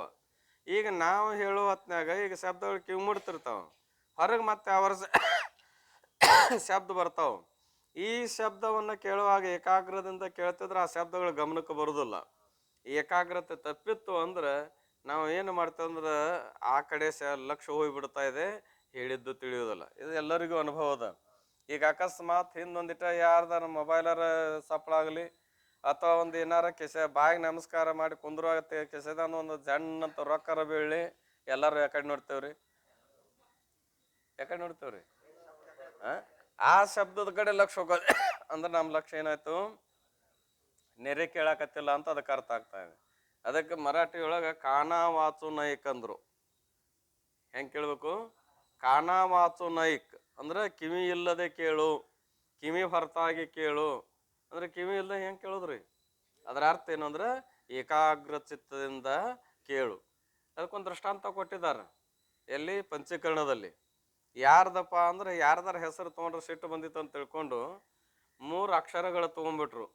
ಅ ಬ ಕ ಅಂತ ತಿಳ್ಕೊಂಡು ಅ ಬ ಕ ಶ್ರವಣ ಮಾಡೋದಕ್ಕೆ ದೃಷ್ಟಾಂತ ಕೊಟ್ಟಿದ್ದಾರೆ. ಅ ಬ ಕ 3 ಮಂದಿ ಗೆಳೆಯರನೇ. 3 ಮಂದಿ ಏನದಾರ ಅವ್ರಿ? ಗೆಳೆಯರನೇ. ಆದ್ರೆ ಗೆಳೆತನ ಐತಿ, ಬೇಕಾದಂಗೆ ಪ್ರೀತಿ ಐತಿ ಅಂದ್ರು ಅದು ಇಂದ ಸಂದರ್ಭ ಅನುಸಾರ ಸ್ವಲ್ಪ ಅದು ಕೆಡೋದನ್ನೇ. ಇನ್ನು ಕೆಡ್ಲಾರ್ದಿರಕ್ಕಾಗತ್ರಿ? ಏನ್ರಿ ಎಷ್ಟು ಪ್ರೀತಿ ಇದ್ರಿ ನೀವು, ಏನು ನಿಮ್ಮನ್ನು ನೋಡಿದ್ರೆ ನೀವ್ಯಾರು ಅನ್ನೋದು ಗೊತ್ತಾಕಿದ್ದಲ್ಲ, ಹಿಂಗೆ ಆಯ್ತು ಅಂತ ಕೇಳ್ತಿರ್ತೇವೆ. ಅಂದ್ರೆ ಬರ್ತಾ ಇದೆ ಪ್ರಸಂಗ. ಹಂಗೆ ಅ ಮತ್ತು ಕ ನಲ್ಲಿ ಜಗಳ ಬಂತು. ಅಗ ಮತ್ತು ಕಗ್ ಏನಾಯ್ತು? ಜಗಳ ಬಂತು. ಇಬ್ರು ಮಾತು ಬಿಟ್ರು. ಬ ಮಾತ್ರ ಅವನು ಕೂಡನು ಪ್ರೀತಿ ಇದ್ದ, ಇವನು ಕೂಡನು ಪ್ರೀತಿ ಇದ್ದ, ಇಬ್ರು ಕೂಡ ಪ್ರೀತಿ ಇದ್ದ. ಅವ ಮಾರಿ ಕೆಡಿಸ್ಕೊಂಡಿರ್ಲಿಲ್ಲ. ಮುಂದೆ ಏನಾಯ್ತು ಅಂತ ಕೇಳಿದ್ರೆ ಒಂದಿನ ಹೊತ್ತು ಮುನುಗು ಸಮಯಕ್ಕೆ ಮನೆ ಬ ಹೋದ. ಎರಡು ಕಡೆ ಇದ್ ನೋಡ. ಮನೆಗೆ ಬ ಹೋದ. ಕ ನೋಡಿದ ಅದನ್ನು ಹೋಗಿದ್ದನ್ನು. ನೋಡಿದ ಕಡೆ ಏನು ತಿಳ್ಕೊಂಡ, ಸಂಶಯ ರೀ ಭಾಳ. ಅದಕ್ಕೆ ಸಂಶಯ ಆತ್ಮ ವಿನಶ್ಯತೆ ಅಂದಾರ. ಇರಲಿ, ಅವಂಗ ಸಂಶಯ ಬಂತು. ಇವ ಬ ಕನ ಮನೆಗೆ ಹೋದ. ಏನು ನನ್ನ ಬಗ್ಗೆ ಮಾತಾಡ್ತಾರೋ ಏನು ಮತ್ತೇನಾರು ಮಾತಾಡ್ತಾರೋ ನೋಡೋನು ಅಂತ ತಿಳ್ಕೊಂಡು ಕೇಳುವ ಆಸೆ ಆಯಿತು. ಅವನ ಮನೆಗೆ ಒಂದು ಸಣ್ಣ ಕಿಡಿಕಿತ್ತು, ನಮಗೆಲ್ಲ ದಾರಿತ್ತು. ಇವು ಆಮೇಲೆ ಜಿಟಿ ಮಳೆ ಹತ್ತಿತ್ತು. ಹೊತ್ತು ಮುನುಗು ಸಮಯ. ಅದ್ರಾಗ ಹಾವಳಿ ಭಾಳ ಇರ್ತತೆ ಆ ಸಮಯದಾಗ. ಯಾರ್ದ್ರಿ? ಸೊಳ್ಳಿ ಹಾವಳಿ ಭಾಳ ಆ ಸಮಯಕ್ಕೆ. ಅದರಾಗೆ ತಂಪು ಮಳೆ ಆಗಾಕತ್ತತಿ. ಇವ್ ಬಂದು ಏನು ಮಾಡಿದ ಅಂದ್ರೆ ಆ ಮನೆ ಕಿಟಕಿ ಇತ್ತಲ್ಲ, ಕಿಟಕಿ ಮಗಲ್ಕೆ ಕಿವಿ ಕೊಟ್ಟು ಕೇಳ್ತಿದ್ದ. ಕೇಳೋಗವ್ರಿಬ್ರು ಏನೋ ಬೇರೆ ವಿಷಯ ಮಾತಾಡ್ತಿದ್ರು, ಇವಂದೇನಿಲ್ಲ ಕರೆ. ಆದರೂ ಕೂಡ ನನ್ನ ಬಗ್ಗೆ ಏನೋ ಮಾತಾಡ್ತಾರಂತ ತಿಳ್ಕೊಂಡು ಅವ ಕೇಳುವಾಗ ಎದರ್ದು ಗಮನ ಇಲ್ಲ ಅವನಿಗೆ. ಎದರ್ದ್ರಿ? ಮಂದಿ ಹಾದಾಡ್ತತಿ, ಅದು ಗಮನ ಇಲ್ಲ. ಆಮೇಲೆ ಸೊಳ್ಳಿ ಕಡಿತಾವ, ಅದು ಗಮನ ಇಲ್ಲ. ಹನಿ ಬರಾಕತ್ತೈತಿ, ಅದು ಗಮನ ಇಲ್ಲ. ತಂಪು ಬೀಸಾಕತ್ತೈತಿ, ತಂಡ ಹೆಚ್ಚಿದೆ, ಅದು ಗಮನ ಇಲ್ಲ. ಇವಕ್ಕರ ಗಮನವಿರ್ಲಾರ್ದ ಏನು ಕೇಳಾಕತ್ತಾಗ ಅದಕ್ಕೆ ಹೆಂಗೆ ಏನಂತಾರ? ಅದಕ್ಕೆ ಶ್ರವಣ ಅಂತಾರ. ಅದಕ್ಕೆ ಏನ್ರಿ ಹೆಂಗ ಆತ ಎಲ್ಲ ಬಾಧೆಯನ್ನ ತಡೆದುಕೊಂಡು ಅಂದ್ರೆ ಅವುಗಳ ಗಮನವಿರ್ಲಾರ್ದೆ ಕೇಳ್ತಾನೋ, ಹಾಗ ಮುಮುಕ್ಷು ಆದವನು ಕೂಡ ಸದ್ಗುರುಗಳ ಬಳಿ ಕೇಳುವಾಗ ಯಾವುದೇ ತೆರನಾದ ಶರೀರ ತೊಂದರೆಗಳನ್ನೇ ಮೊದಲು ಮಾಡಿಕೊಂಡು ಯಾವುದೇ ತೊಂದರೆಗಳು ಬಂದರೂ ಕೂಡ ಅವುಗಳ ಗಮನ ಕೊಡಲಾರ್ದೆ ಏಕಾಗ್ರ ಚಿತ್ತದಿಂದ ಕೇಳ್ತಿದ್ರೆ ಅದಕ್ಕೆ ಏನಂತಾರ? ನೆರೆ ಕೇಳೋದು ಅಂತಾರ, ಒಲುವಿನಿಂದ ಕೇಳೋದು ಅಂತಾರ. ಏನಂತಾರ ಅದಕ್ಕೆ? ಒಲುವಿನಿಂದ ಕೇಳೋದು. ಅದಕ್ಕಾಗಿ ಒಲುವಿನಿಂದ ಹೇಳ್ತೇನಪ್ಪ, ನೀ ಮಾತ್ರ ಕೇಳು ಅಂದ್ರು. ಅಂದ್ರೆ ಕೇಳಾಕ ಕುಂತಾನ ಕೇಳು ಅನ್ನೋದು ಅವ್ರ ಅಭಿಪ್ರಾಯನ ಇದು ಇಷ್ಟೇ ಅಭಿಪ್ರಾಯ. ಯಾವುದೇ ತೆರನಾದ ನಿನ್ನ ಮನಸ್ಸು ಚಂಚಲ ಮಾಡ್ಕೋಬೇಡ, ಮನಸ್ಸು ಹೊಯ್ದಾಡಿಸಬೇಡ. ಏಕಾಗ್ರದಿಂದ ನಾ ಹೇಳೋದು ಕೇಳಿದಿಂದ ನೀನು ನಿಜವಾಗ್ಲೂ ಏನಕ್ಕಿ ಧನ್ಯನಾಗ್ತಿ ಅಂತ ತಿಳ್ಕೊಂಡು. ವಿವೇಕ ವೈರಾಗ್ಯ ಶೀಲನಾದ ಶ್ರೀರಾಮಚಂದ್ರನು. ಮತ್ತೆ ಇಲ್ಲಿಗೆ ಬರ್ಬೇಕಾರ ಅದನ್ನು ಕೇಳ್ಬೇಕಾರ ಯಾರು ಬರೋವ್ರಿ? ಸಂಸಾರಕ್ಕೆ ಸಾಕಾದ ಮೇಲೆ ಏನು ಪಡ್ಕೊಂಡು ಬರ್ಬೇಕು, ಪಡ್ಕೊಳ್ಳಾರ್ದೆ ಬರ್ಬೇಕು? ಪಡ್ಕೊಂಡ ಬರ್ಬೇಕಲ್ಲ. ಮಲದೋಷ ವಿಕ್ಷೇದೋಷ ಕಳ್ಕೊಂಡು ವಿವೇಕ ವೈರಾಗ್ಯ ಸಟ್ ಸಂಪತ್ತಿ ಮುಮುಕ್ಷತ್ವ ಯಮನಿಯಮ ಗುಣಗಳನ್ನು ಪಡೆದುಕೊಂಡೇ ಬಂದಿರಬೇಕು. ಶ್ರೀರಾಮಚಂದ್ರನು ಮೋಕ್ಷಾಪೇಕ್ಷೆಯಾಗಿ, ಯಾವುದರ ಅಪೇಕ್ಷೆ ಅದ ರೀ? ಮೋಕ್ಷಾಪೇಕ್ಷೆಯಾಗಿ. ಏನ್ರಿ ಎದರ ಆಸೆ ಅಂದ್ರೆ ಮೋಕ್ಷದ ಆಸೆಯನ್ನು ಇಟ್ಟುಕೊಂಡವನಾಗಿ ತತ್ವಜ್ಞಾನವನ್ನು ಪಡೆದುಕೊಳ್ಳುವುದಕ್ಕೋಸ್ಕರ. ಮೋಕ್ಷದ ಪ್ರಾಪ್ತಿ ಎದರಿಂದ ಆಗ್ತಾ ಇದೆ? ತತ್ವಜ್ಞಾನದಿಂದ. ಮತ್ತು ಆ ತತ್ವಜ್ಞಾನವನ್ನು ಪಡೆಯುವ ಸಲುವಾಗಿ ಗುರುಗಳ ಹತ್ರ ಬರ್ಬೇಕು. ಮತ್ತೆ ಅದಕ್ಕಾರು ಇದನ್ನೇ ಪಡೆಯುವ ಸಲುವಾಗಿ ಅಲ್ಲಿ ಬಂದರೂ ಕೂಡ ಭಯಭಕ್ತಿ ಯುಕ್ತನಾಗಿ ಏನಿರಬೇಕು? ಭಯನೂ ಇರಬೇಕು, ಭಕ್ತಿನೂ ಇರಬೇಕು. ಬರೀ ಭಕ್ತಿ ಇದ್ರೂ ಕೆಲಸ ಪೂರ್ಣ ಕೊಡೋದಿಲ್ಲ, ಬರೀ ಭಯ ಇದ್ರೂ ಕೆಲಸ ಪೂರ್ಣ ಕೊಡೋದಿಲ್ಲ. ಭಯನೂ ಇರಬೇಕು, ಜೊತೆಗೆ ಭಕ್ತಿನೂ ಇರಬೇಕು. ನಮ್ಮಲ್ಲೆಲ್ಲ ಏನಿರ್ತದಪ್ಪ? ಭಕ್ತಿ ಇರ್ತದ, ಭಯನ ಇರೋದಿಲ್ಲ. ನಮ್ಮ ಅಪ್ಪಗಳ ಜೊತೆಗೆ ನಾವು ಕುಂದ್ರಾಕ ಹೇಳಾಕ ಮಾತಾಡಕ್ಕೆ ಏನು ಹೆದರಿಕೆ ಇಲ್ಲ ನೋಡ್ರಿ. ನಮಗೆ ಭಕ್ತಿ ಇಲ್ಲನು? ಭಕ್ತಿ ಅದ, ಭಯ ಇರಲಿಲ್ಲ ಅಂದ್ರೆ ಅದು ಕೆಲಸ ಕೊಡೋದಿಲ್ಲ. ಯಾಕೆ ಕೊಡೋದಿಲ್ಲ ಅಂತ ಕೇಳಿದ್ರೆ ಅಲ್ಲಿ ಹೇಳುವ ಮಾತಿನ ಮೇಲೆ ಒಂದು ಪ್ರಸಂಗಾನುಸಾರವಾಗಿ ಅದೆಲ್ಲ ಗೊತ್ತಾಯ್ತು ನಾಲ್ಕು ಹಚ್ಚಿ ಬಿಡ್ತಾ ಇದೆ. ಭಯದಿಂದ ಭಕ್ತಿ ಇಟ್ಟು ಕೇಳ್ತಿದ್ದ ಅಂದ್ರೆ ಅದು ಪರಿಣಾಮ ಕೊಡ್ತಿರ್ತದೆ. ಇನ್ನು ಕೆಲವರು ಯಪ್ಪ ಗುರುಗಳು ಅಂದ್ರೆ ನಮ್ಗೆ ಅಂಜಿಕೆ, ಅಲ್ಲಿ ಆಗೇ ಬರೋದಿಲ್ಲ, ಹಿಂಗಾಗಿ ಸನ್ಯಕ್ಕೆ ಹೋಗೋದಿಲ್ಲಪ್ಪನ ಅಂತಾರ. ಆದ್ರೆ ಭಕ್ತಿ ಇರುವುದಿಲ್ಲ. ಬರೀ ಹೆದರಿದ್ರೂ ಕೆಲಸ ಇಲ್ಲ, ಬರೀ ಭಕ್ತಿ ಇದ್ರೂ ಕೂಡ ಕೆಲಸ ಇಲ್ಲ. ಅದಕ್ಕೆ ಅಲ್ಲಿ ಭಯನೂ ಬೇಕು, ಅಲ್ಲಿ ಭಕ್ತಿಯೂ ಬೇಕು. ಅದಕ್ಕೆ ಏನಪ್ಪಾ ಅಂದ್ರೆ ಅಷ್ಟಾಂಗಗಳನ್ನು ಹೇಳಿದಾರೆ. ಅದಕ್ಕೆ ನವಸು ಚಾರಿತ್ರಂಗಳು ಇರಲವನೇ ಶಿಷ್ಯ ನೆನೆಸುವನು. ಏನು ನವಸು ಚಾರಿತ್ರಗಳು? ಅದು ಆಯ್ತಾ. ಇನ್ನೊಂದ್ರಿ ತಪ ಮಾಡಲಿಲ್ಲವೇ ತಪವನ್ನು ಪದ್ಯದಲ್ಲಿ ಗುರುಭಜನೆ, ಸುಕರ್ಮ ವೃತ್ತಿ, ಹರಣ ಪೂಜೆ, ಶರಣ ಸೇವೆ, ಪರಮ ಸಾತ್ವಿಕ ಅಂಗಗಳು 8.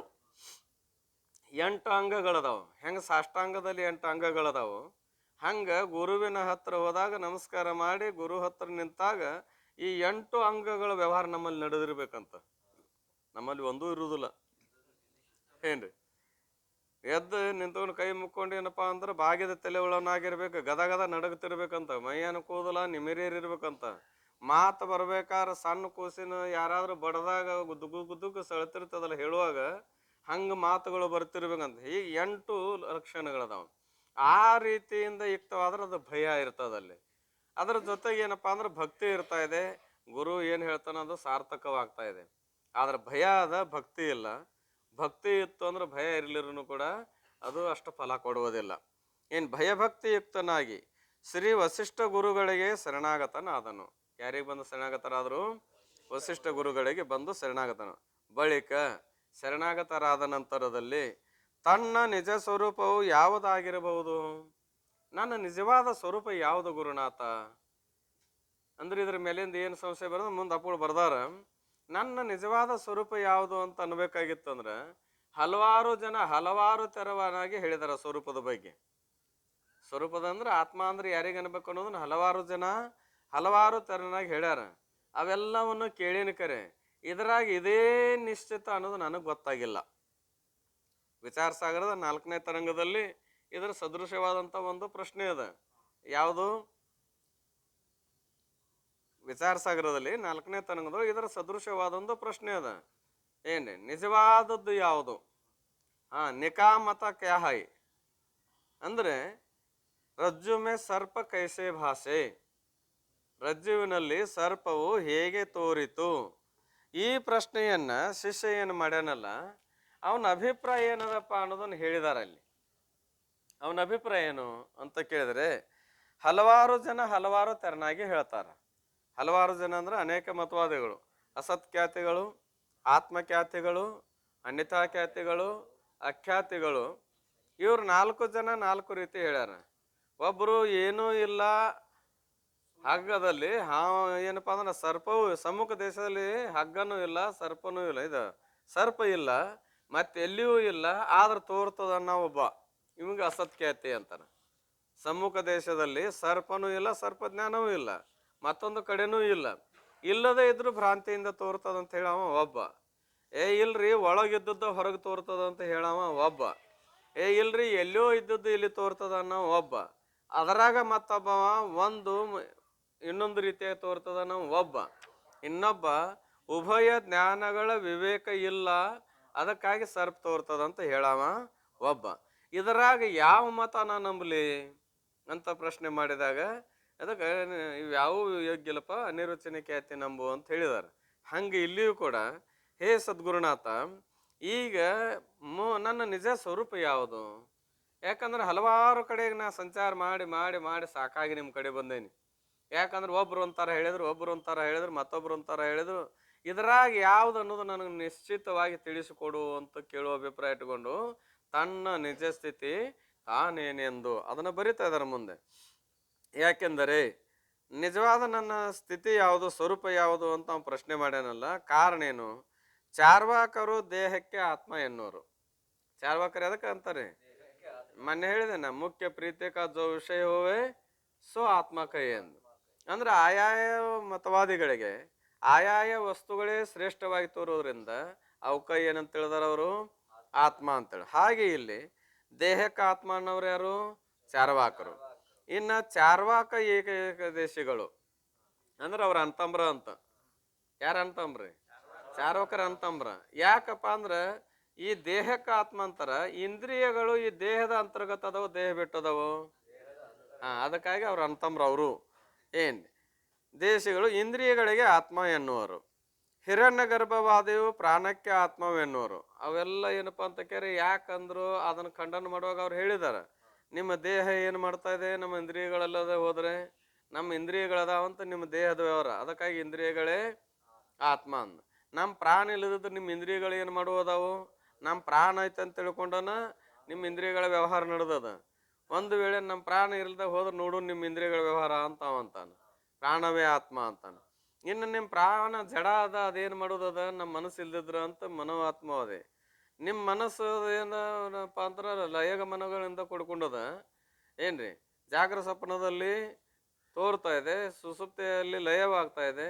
ಹಿಂಗಿರೋದ್ರಿಂದ ಅದು ಆತ್ಮ ಅಲ್ಲ, ನಮ್ಮ ಅಹಂಕಾರವೇ ಆತ್ಮ ಅಂತ ಒಬ್ಬಂತಾನೆ. ಹೀಗೆ ಹಲವಾರು ಮತವಾದಿಗಳು ಏನಂತಂದ್ರೆ ಚಾರ್ವಾಕರ ಏಕದೇಶಿಯಾದ ಹಿರಣ್ಯ ಗರ್ಭವಾದಿ ಪ್ರಾಣಕ್ಕೆ ಆತ್ಮ ಅಂತಾನ, ಉಪಾಸಕರು ಮನಸ್ಸಿಗೆ ಆತ್ಮ ಅಂತಾರ, ಬೌದ್ಧರು ಬುದ್ಧಿಗೆ ಆತ್ಮ ಅಂತಾರ. ಏನ್ರಿ ಸತ್ಖ್ಯಾತಿವಾದಿ ಏನದಾರ ಅದು ಆತ್ಮಖ್ಯಾತಿ. ಆತ್ಮಖ್ಯಾತಿ ಏನ್ ಹೇಳ್ತಾನ್ರಿ? ಬುದ್ಧಿಯೇ ಆತ್ಮ ಅಂತ ಒಪ್ಪದನ್ನ, ಮತ್ತು ಬುದ್ಧಿಗೆ ಆತ್ಮ ಅಂತಾರ. ಶೂನ್ಯವಾದಿ ಶೂನ್ಯವೇ ಪರಮ ತತ್ವ ಅಂತಾನ, ಶೂನ್ಯಕ್ಕೆ ಆತ್ಮ ಅಂತ ಇದಾರೆ.